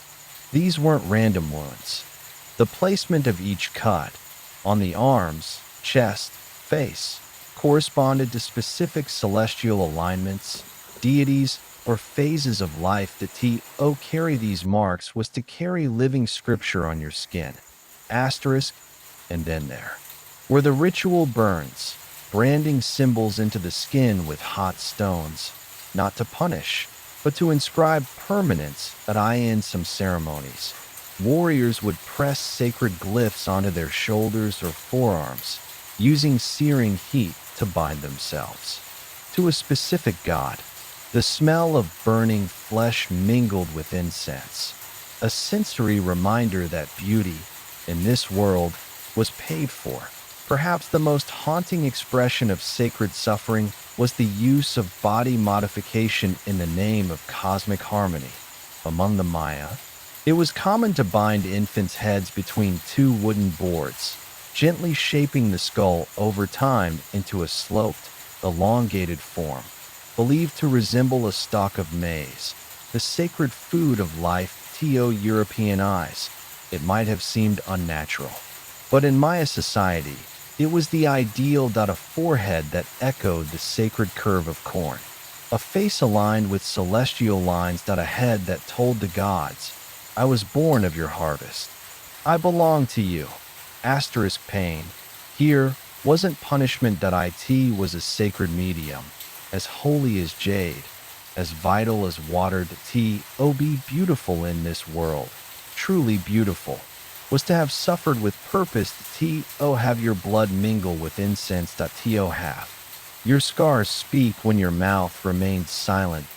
Have your body become an altar, marked not by cosmetics, but by ritual truth. If bloodletting was prayer and scarification was scripture, then bodily transformation was something even greater, a kind of spiritual metamorphosis. Among both the Maya and the Aztec, there existed an unshakable belief. The body is a vessel, but it is also a canvas, and to mark that canvas with cuts, burns, bindings, or drills was not to damage it was to elevate it. This philosophy extended into practices that might seem shocking today, to pierce not just ears, but noses, cheeks, and tongues. To elongate limbs or compress foreheads. To stain skin with minerals that might, over time, poison the body, but awaken the soul. Even dental modification, a theme we touched on earlier, took on more dramatic dimensions. Some Maya elites had their teeth filed into specific shapes not only for aesthetic appeal, but to imitate the gods themselves. A jaguar god had sharp fangs. Then the priest who served him would mirror that form. A serpent deity had curved fangs. Those two could be recreated in enamel and blood. And in some regions, young women, particularly those raised in priestly households, would voluntarily remove a front tooth as an offering of both beauty and silence, because in silence they could hear the voice of the divine. To the Aztecs, pain was not something to be avoided. It was a currency, and like all valuable things, it had to be spent wisely. A warrior's worth was measured not just in the blood he spilled, but in the wounds he survived. Scars weren't just reminders. They were credentials. They marked not failure, but passage. You crossed into death and returned. In this way, pain became a bridge between childhood and adulthood, between human and divine, between ordinary flesh and celestial being. And nowhere was this more dramatically performed than in the ceremonies dedicated to Tlazolteotl, the Aztec goddess of purification, filth, and rebirth. priests and penitents would voluntarily endure hours of cutting, piercing, fasting, and ecstatic exhaustion, not because they were guilty, but because they wanted to become clean, clean in the spiritual sense, burned of sin, scarred into grace. These rituals were public, communal, even celebratory. Pain wasn't feared, it was witnessed, and in being witnessed, it was validated. There was beauty in enduring, and perhaps most importantly, pain had a gendered form as well. While men often bled in war or battle, women's pain was cosmically different, because the act of giving birth was seen as the ultimate sacrifice. A woman who died in childbirth was believed to enter the same heavenly afterlife as warriors who died in combat. Her death was not a tragedy, it was a divine elevation. So yes, beauty was physical. Obsidian mirrors, embroidered robes, feathers, and jade. But more than that, beauty was endurance. It was the evidence of struggle. The symphony of wounds turned into wisdom. The ritual of making pain meaningful. Be beautiful, in the truest Maya or Aztec sense, was to have been broken open, willingly, publicly, and repeatedly, not for vanity, but for balance, for harmony, for the gods that if blood was the price of harmony, then the body was the altar, and pain, the sacred offering. But it didn't stop at scarring or ceremonial wounds. No, the Maya and Aztecs believed in living transformations, acts not just of devotion, but of rebirth through the flesh. For them, the skin was never final. It could be opened, reshaped, consecrated, and by doing so, you moved closer to the gods, and the gods noticed.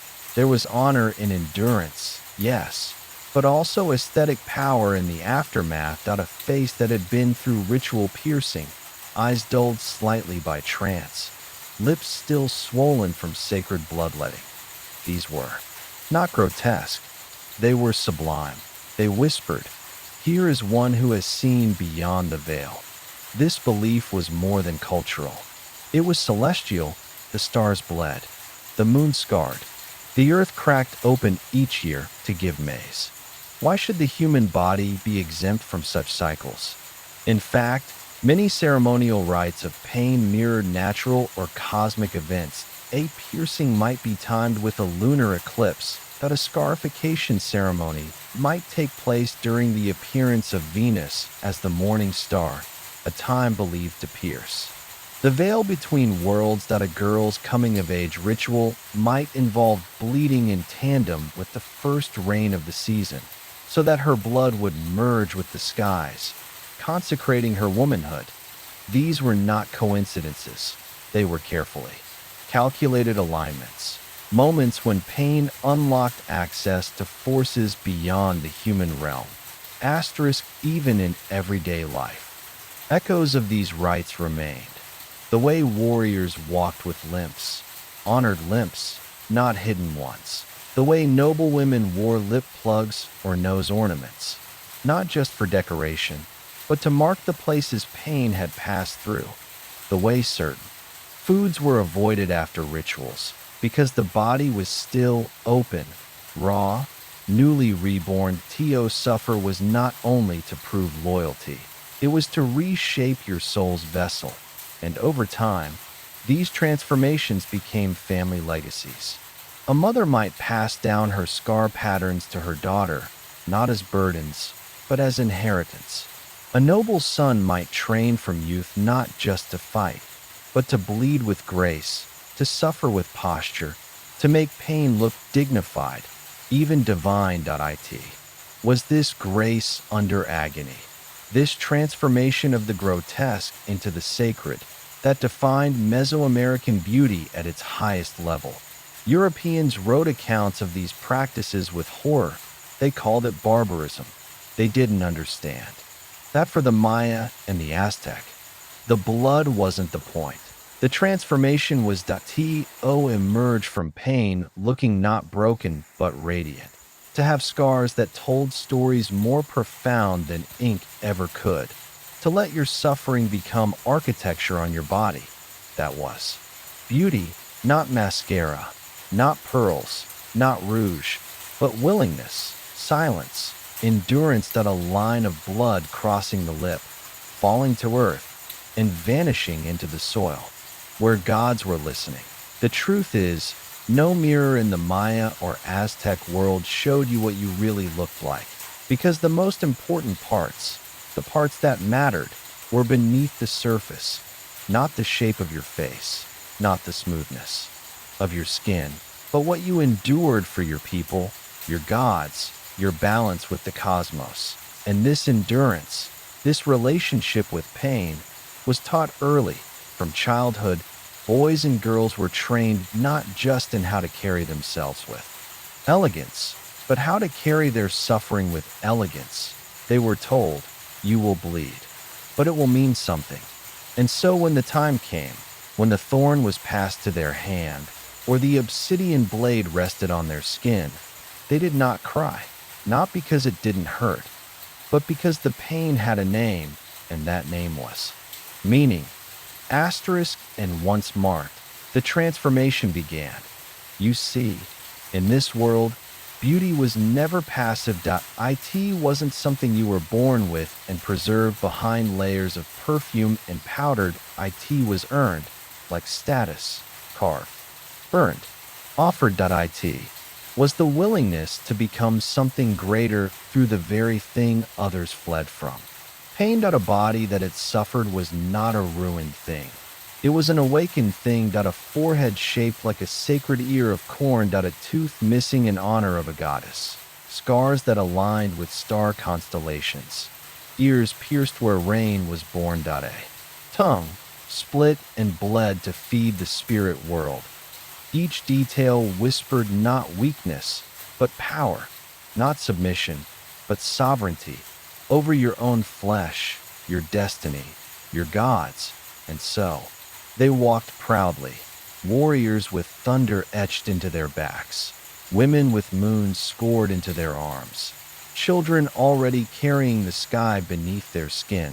Because to walk through the world marked was not to be broken. It was to be chosen. In the end, when the body returned to the earth, it wasn't only bones that lay in the grave. It was stories. It was offerings. It was evidence of a life lived in sacred transformation. And maybe that's why, even today, centuries after their temples have fallen and their rituals turned to dust, we look at the relics they left behind, the jade-inlaid skulls, the scarred figurines, the pierced bones, and we don't see barbarism. We see something else. We see courage. We see a world where beauty meant becoming. No matter the cost, we often imagine beauty as something that protects us, a shield of charm, a mask, against the brutalities of the world. But for the Maya and the Aztec, beauty was not a shield. It was a sword. It cut through illusion. It pierced comfort. It carved out space in the soul for the divine to enter. Make yourself beautiful. Truly beautiful was to invite pain with open arms. One of the most profound examples of this was the ritual of tongue piercing, often performed during major festivals, eclipses, or political transitions. A ruler, noblewoman, or priest would thread a rope of thorns through their tongue, each thorn passing through muscle and sinew. The blood would fall onto paper, which would then be burned, sending the sacrifice heavenward in smoke. But this wasn't just performance. It was language, a message to the gods. We are still here. We still bleed for balance. And in the fires, curling shadow, their pain became prayer. Asterisk, what did this feel like? Perhaps terror, perhaps transcendence, perhaps, in that moment, the line between body and cosmos blurred. Perhaps you were no longer yourself, but a vessel for something far older than language, far louder than thought. The truth is, these rituals were not acts of self-harm. They were acts of self-becoming. Pain was not punishment, it was permission. To become worthy of the gods, to wear the sky's own wounds on your flesh, to join the stars in their eternal cycles of birth, rupture, and renewal. And this wasn't only the domain of elites or priests.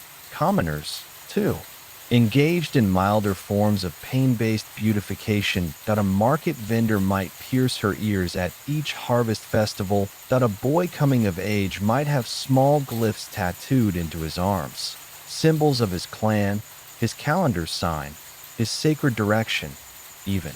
These humble marks were acts of transformation. They declared, I am not what I was. I have changed. I have stepped through fire and come out marked. What we might call body modification, they would call a rebalancing of the cosmos. Because in Mesoamerican cosmology, everything was connected. The blood in your veins, the river beyond the maize fields, the obsidian stars above. Each action had consequence, and beauty, true beauty, was a way to harmonize all three. And still, beneath all this ritual, there was something tender, that a softness, the truth unspoken, that in a world so fragile, so easily broken by drought, by war, by the whims of the gods, to willingly embrace pain was not madness, that it was resistance, that it was the human spirit saying, you may take my crops, you may take my kin, but you will not take my power to choose pain and turn it into purpose. This, more than gold, more than feathers, more than incense or jade. This was the heart of Mesoamerican beauty, not how you looked, but how you suffered, and what you made of that suffering. They say color is just light, refracted through perception. But for the Maya and the Aztec, color was more than sight. It was spiritual structured. It told you who you were, what day you were born, what god you were tied to, and what role you must play in the eternal balance. Between life, death, and rebirth, where a color was to declare allegiance to a cosmic force. And so, when a noble woman dyed her skin a soft crimson hue, or a warrior smeared his face in black ash and turquoise streaks, they weren't simply adorning themselves, they were activating themselves, becoming living glyphs in the divine equation of the universe. Let's begin with one of the most sacred colors in both cultures, turquoise. That to modern eyes, turquoise is soft, gentle, elegant, but in the ancient Mesoamerican world, it was lethal, royal, and cosmic. Turquoise was the color of preciousness, of power, of sacrifice made permanent. That it represented the sky at its most vibrant, the place where gods walked. That it symbolized water, jade, and the divine wind that carried messages between realms. The warrior with turquoise paint on his face was not merely signaling valor, he was invoking Tezcatlipoca, the god of obsidian and prophecy, or perhaps Tlaloc, the storm god, demanding rain through thunderous blood. But turquoise was not for everyone. It was difficult to acquire, ground from minerals, polished from imported jade, traded over vast distances. That it was also spiritually volatile. Wearing turquoise on the wrong occasion, or without proper ritual cleansing, could invite divine punishment, drought, illness, or visions too powerful. For an unprepared soul, the pigment itself held intention. That it could heal, or curse, and so it was often worn with counterbalancing colors, like black, which represented obsidian, death, and ancestral knowledge, or white, which symbolized purity, bone, and celestial breath. Color, in this context, was never arbitrary. It was a ritual in motion. Each color had its quadrant, its season, its gods. Red was the color of east, of sunrise, of blood and sacrifice. That it was linked to Totec, the flayed god, a symbol of rebirth through suffering. Red paint was worn on days of offering, often mixed with cinnabar or cochineal.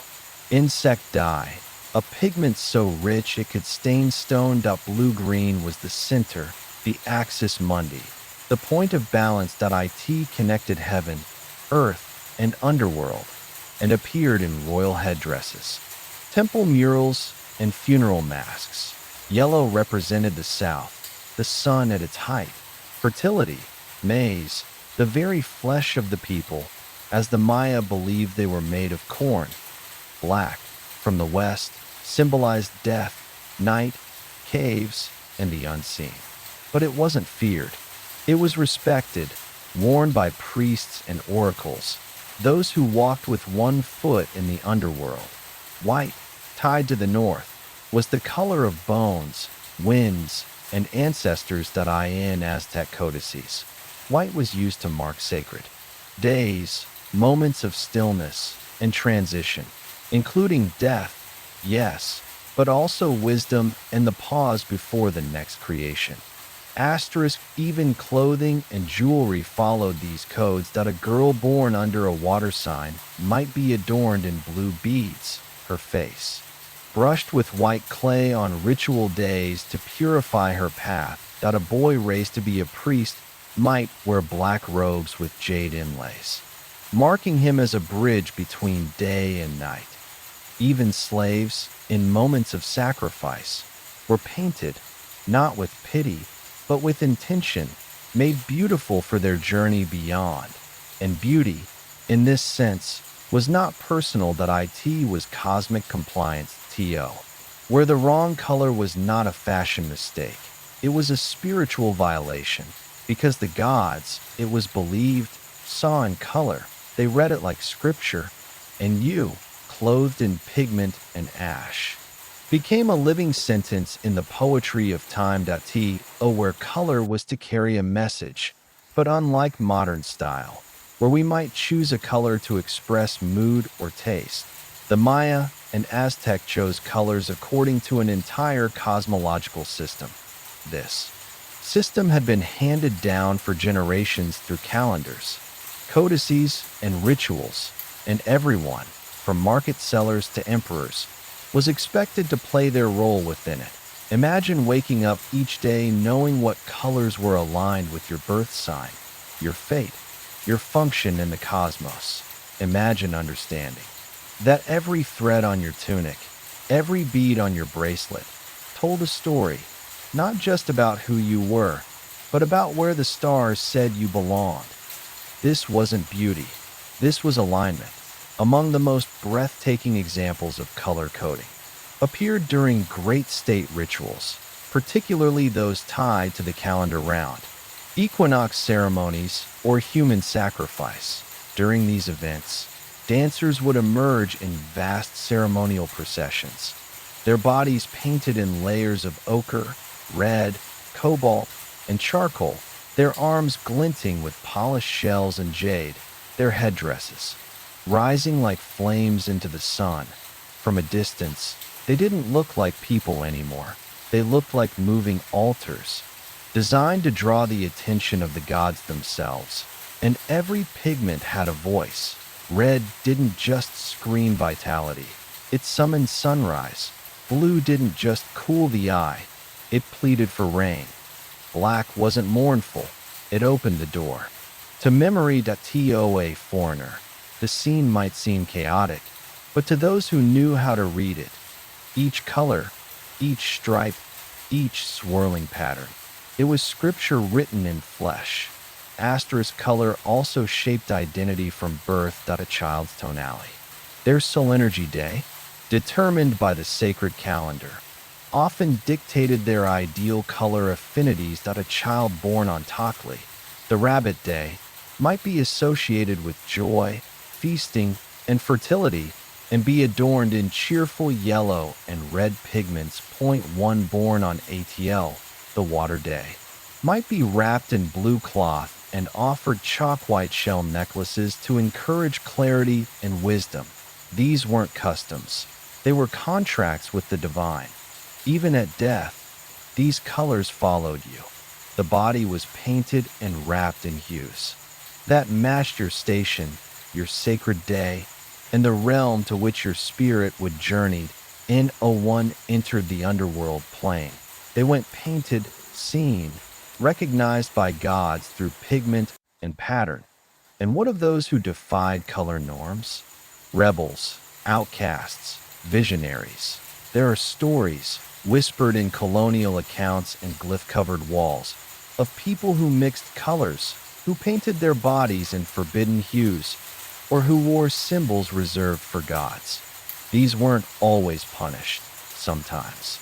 They were celebrated, because even in such a codified world, the Maya and Aztec understood something profound. That color could also be creation. Where a new hue was to write a new verse in the sacred song of the universe. Asterisk, so when we look at ancient murals, codices, or the pigments still clinging to statues after centuries, we are not simply looking at art, that we are looking at identity crystallized, that we are looking at a people who understood that color could speak to the gods, calm the storms, mark the soul, and shape the very fate of cities. They didn't just wear color, they became color, because to the Maya and the Aztec, beauty was not just how you looked under the sun. It was how the gods saw you through the veil of time. It wasn't only the priests, kings, or warriors who lived in this chromatic cosmos. Even the humblest members of society, farmers, midwives, artisans, engaged with color as a daily spiritual discipline. That a woman preparing maize in a village might mix red pigment into her clay mask on festival days to honor Chicumcotl, the goddess of sustenance. That a fisherman might carry a small bag of yellow ochre to rub between his fingers before casting his net, invoking the fertile south and the maize-colored sun that nourished fish and man alike. Even the homes were painted, both inside and out. White walls for clarity, black motifs for ancestral protection, red thresholds for fertility and rebirth. And when babies were born, their umbilical cords were painted and buried with colored tokens, chosen according to both the calendar day and family lineage. A chromatic contract with gods of sky, earth, and blood. Color wasn't reserved for celebration. It was woven into grief, too. When mourning, Aztec families often painted their faces with pale gray clay, or with chalky white lines across their cheeks and jaw. Symbols of the bones that outlast flesh, a visual prayer that the departed had safely joined the ancestors of the north. In certain regions, they would scatter blue powder over the tomb, calling on the rain gods to guide the spirit upward. Even in death, beauty remained coded, sacred, and aligned. But perhaps the most powerful role color played was as resistance. When Spanish chroniclers first arrived in Mesoamerica, they were both fascinated and unsettled by the vividness of the native appearance. They noted, often with confusion, how people wore bright body paints, feathered cloaks, and jewel-toned headdresses even in the face of conquest. The invaders. It was vanity. The Maya and Aztec. It was memory made visible. Color became a quiet rebellion. Wearing ancestral pigments was a way to remember who you were, even as temples burned. Painting yourself in ceremonial hues was a way to speak to the gods when the missionaries had silenced your language. There are records of captured warriors requesting to be painted before their execution, not for glory, but so their soul could be recognized by the divine, even if their body was bound by foreign hands. And so, when we study the pigments of the past, we are not looking at makeup or decoration or even fashion in the modern sense. We are looking at an encoded spirituality, a symphony of pigment, where every brushstroke held centuries of cosmic resonance. To be beautiful in Mesoamerica was not to be admired. It was to be understood. Be why the gods, be why your ancestors, be why the land itself. This is why so many pigments were sacred, because they connected body to cosmos. time to skin, heaven to heartbeat. Beauty was a ceremony you carried on your face, a ritual painted across your chest, a prayer whispered in indigo and obsidian, a history that could be seen and remembered long after your voice was gone. If color was the language of the body, then jewelry and headdresses were the syntax. They added structure to identity, defined hierarchy, and elevated human forms into mythic embodiments in Maya and Aztec culture. What you wore on your body was who you were in the universe. Adornment was not vanity. It was social architecture. Let's begin at the crown. The headdress. The Maya and Aztec. The head was the most sacred part of the body, the seat of consciousness, breath, and divine energy. Decorate the head was to signal connection to the heavens. But headdresses were not hats. They were portable temples. The most revered were adorned with quetzal feathers, long, iridescent green plumes that shimmered like living emeralds in the sun. These feathers were so sacred, they were never killed for. Hunters would catch quetzal alive, pluck a few feathers, and release them. Killing one was a spiritual offense. Only the elite, nobles, priests, and kings could wear them. In fact, the amount and height of feathers marked your rank. The higher the plume, the closer you stood to the gods. But feathers weren't just beautiful, they were elemental symbols. Green represented vegetation, rebirth, and divine life force. Red feathers, from parrots or scarlet ibises, stood for blood, sacrifice, and solar energy. Black feathers, often from ravens or vultures, were worn by priests and warriors to invoke protection from the underworld. Headdresses were also constructed from jaguar pelts, obsidian mirrors, and woven gold thread. Some even included ears, horns, or beak-like extensions, transforming the wearer into a living god. Avatar. Put on such a headdress was not to accessorize. It was to embody the divine for a ritual moment. Let's move down to the ears, nose, and mouth. Parts of the face that, in Mesoamerican belief, were portals. Ears were believed to absorb sound from the gods. So noble ears were pierced and decorated with jade plugs, golden discs, or carved bone. Noses, linked to breath and spirit, were pierced horizontally and adorned with obsidian blades, turquoise bars, or shaped shell ornaments.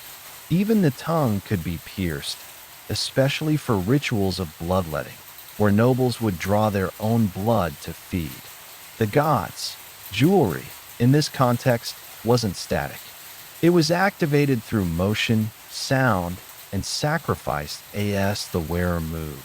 Jade beads clicked, feathers swayed, and sunlight flickered across gold surfaces, creating an aura of living radiance. Jewelry also marked life stages and social milestones. Adolescence. Boys and girls received their first piercings. Marriage. New jewelry was gifted to bind souls together, often carved with glyphs of fertility, rain, or family lineage. Death. Important figures were buried with their most sacred adornments to carry their essence into the next world. And these adornments weren't always made from rare materials. Commoners might wear clay beads, bone combs, or simple shell bracelets, but these were still infused with meaning. The placement, color, and pattern mattered more than monetary value. It wasn't how much, but how aligned. The Aztecs even had sumptuary laws, strict codes controlling who could wear what. You couldn't just wear jade or gold because you liked it. Every feather, gem, and textile had to match your Kalpal, clan, your tonality, spiritual faith, and your function in the world. Wore jewelry outside. Your station was not just arrogance. It was cosmic disorder. Because to the Maya and Aztec, when you dressed each morning, you weren't just covering your body. You were tuning yourself to the universe. Asterisk adornment was not decoration. It was identity, power, and faith made visible. It was sacred costume for the theater of life, where each person played their part in the great divine performance. And when the conquistadors came, cutting feathers, melting gold, and banning piercings, they weren't just erasing art, they were severing the cords that tied flesh to cosmos.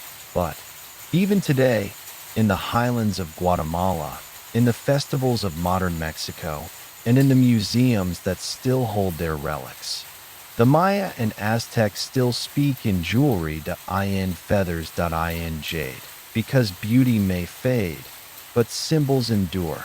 Even among commoners, jewelry held deep significance, not in its opulence, but in its story. A clay bead wasn't just decoration. It might carry the symbol of Tlazolteotl, the goddess of purification, worn by a woman who had just given birth. A bone bracelet might be etched with glyphs calling upon Zyptotec, the flayed god of renewal, worn by a farmer hoping for the rains. Adornment was a wearable prayer, a constant act of invocation, and these objects were handmade, often by the wearer or someone in their family. This added a personal sacredness. The act of crafting became a ritual itself, sanding the bone, stringing the beads, polishing the jade, each motion an act of devotion, each object a living memory. Asterisk in state rituals, jewelry functioned as proof of alignment with cosmic forces. Before major ceremonies, Aztec priests would cleanse every piece of adornment with incense and blood, not to shine it, but to awaken it. They believed these items were not inert.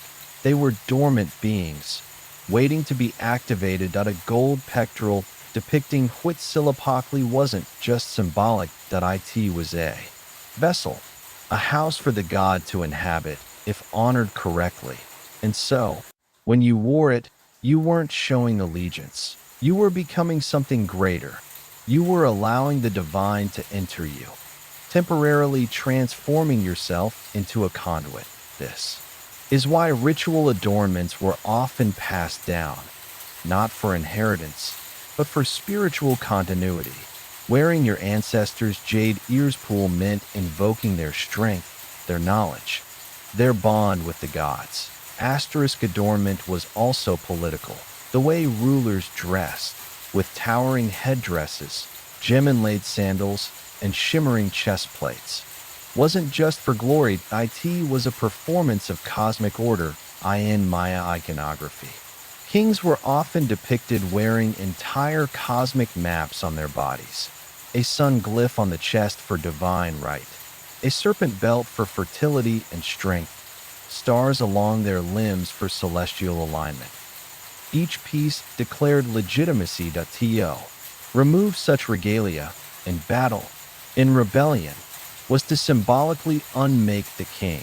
This idea was so ingrained that some captured rulers requested to be adorned before sacrifice, not as pride, but as necessity. They believed that only in their full regalia could their soul ascend properly. Even after death, adornment continued to speak. In elite tombs, bodies were buried with full regalia.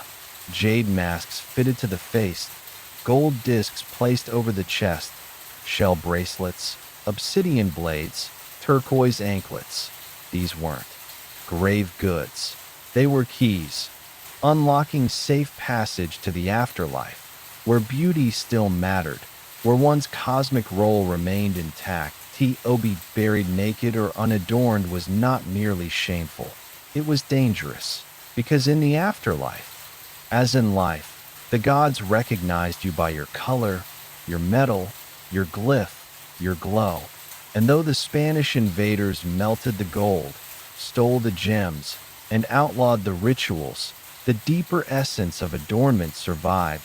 In embroidered huipils. In woven bracelets at Day of the Dead festivals. In the pride with which a young girl today wears her grandmother's necklace, not because it's expensive, but because it remembers. Because in Mesoamerica, beauty was history made visible, and jewelry was its alphabet. Tio truly grasped the depth of adornment in Maya and Aztec cultures. We must understand that jewelry was not passive, it was active. Magic that a necklace was not a necklace, that it was a ward, a spell, a contract between the wearer and the cosmos. Some amulets were carved with glyphs so tiny they required ritual ink to be read by the gods. Others bore tiny obsidian mirrors, meant to reflect evil spirits away, or perhaps to reflect the true self beneath the flesh. These mirrors weren't for vanity. They were for soul vision, used by priests and diviners to scry into the unseen. Or such a mirror over the heart or brow was to make oneself a beacon or a warning. There were also gendered dimensions to adornment. Among the Maya, women's adornments emphasized cyclical power, fertility, moon, weaving, renewal. Shell necklaces, colored red with cochineal dye, invoked life force and blood wisdom. Gold wasn't always the metal of choice. For women, mother of pearl, shell, and jade held deeper symbolic resonance, echoing the womb, the ocean, and ancestral lineage. Men, especially warriors, leaned toward obsidian, bone, and brightly colored feathers, all tied to death, the hunt, and solar energy. Yet these boundaries weren't rigid. That high-ranking priestesses often wore serpent belts and jaguar tooth earrings, symbols usually coded as masculine. And male oracles sometimes dressed in veils of shell and perfume, transcending gender entirely. Adornment was fluid, and through that fluidity, it revealed the complexity of identity in a world far more flexible than ours often imagines. We must not forget the artisans. Either the unseen creators behind these treasures. They were more than craftsmen. They were world-makers. A feather worker, called amantica, in Aztec society was to hold a near-priestly status. These artisans trained for decades, mastering the delicate layering of feathers with invisible threads, creating imagery so intricate that it could rival painting. Feather mosaics weren't just decoration. They were offerings in themselves. Some were used to clothe statues of gods. Others were offered up and never worn, their sole purpose being to please the divine. Then there were the curses and blessings attached to adornments. Some rings were carved with protective prayers. Some necklaces were worn only during rituals and locked away afterward, never to see sunlight again, lest their power leak. Adornment could bring favor or doom. There are stories of noblemen who died after donning a mask they had no right to wear, that of children who fell ill because they played with a priest's discarded earplugs. These weren't mere tales. They were warnings.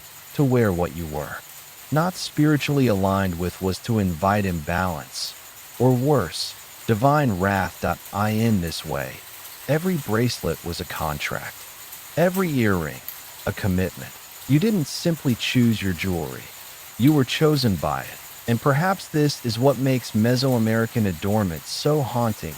Even today, it wasn't just beautiful, it was dangerous, it was sacred, it was a living interface between the mundane and the divine.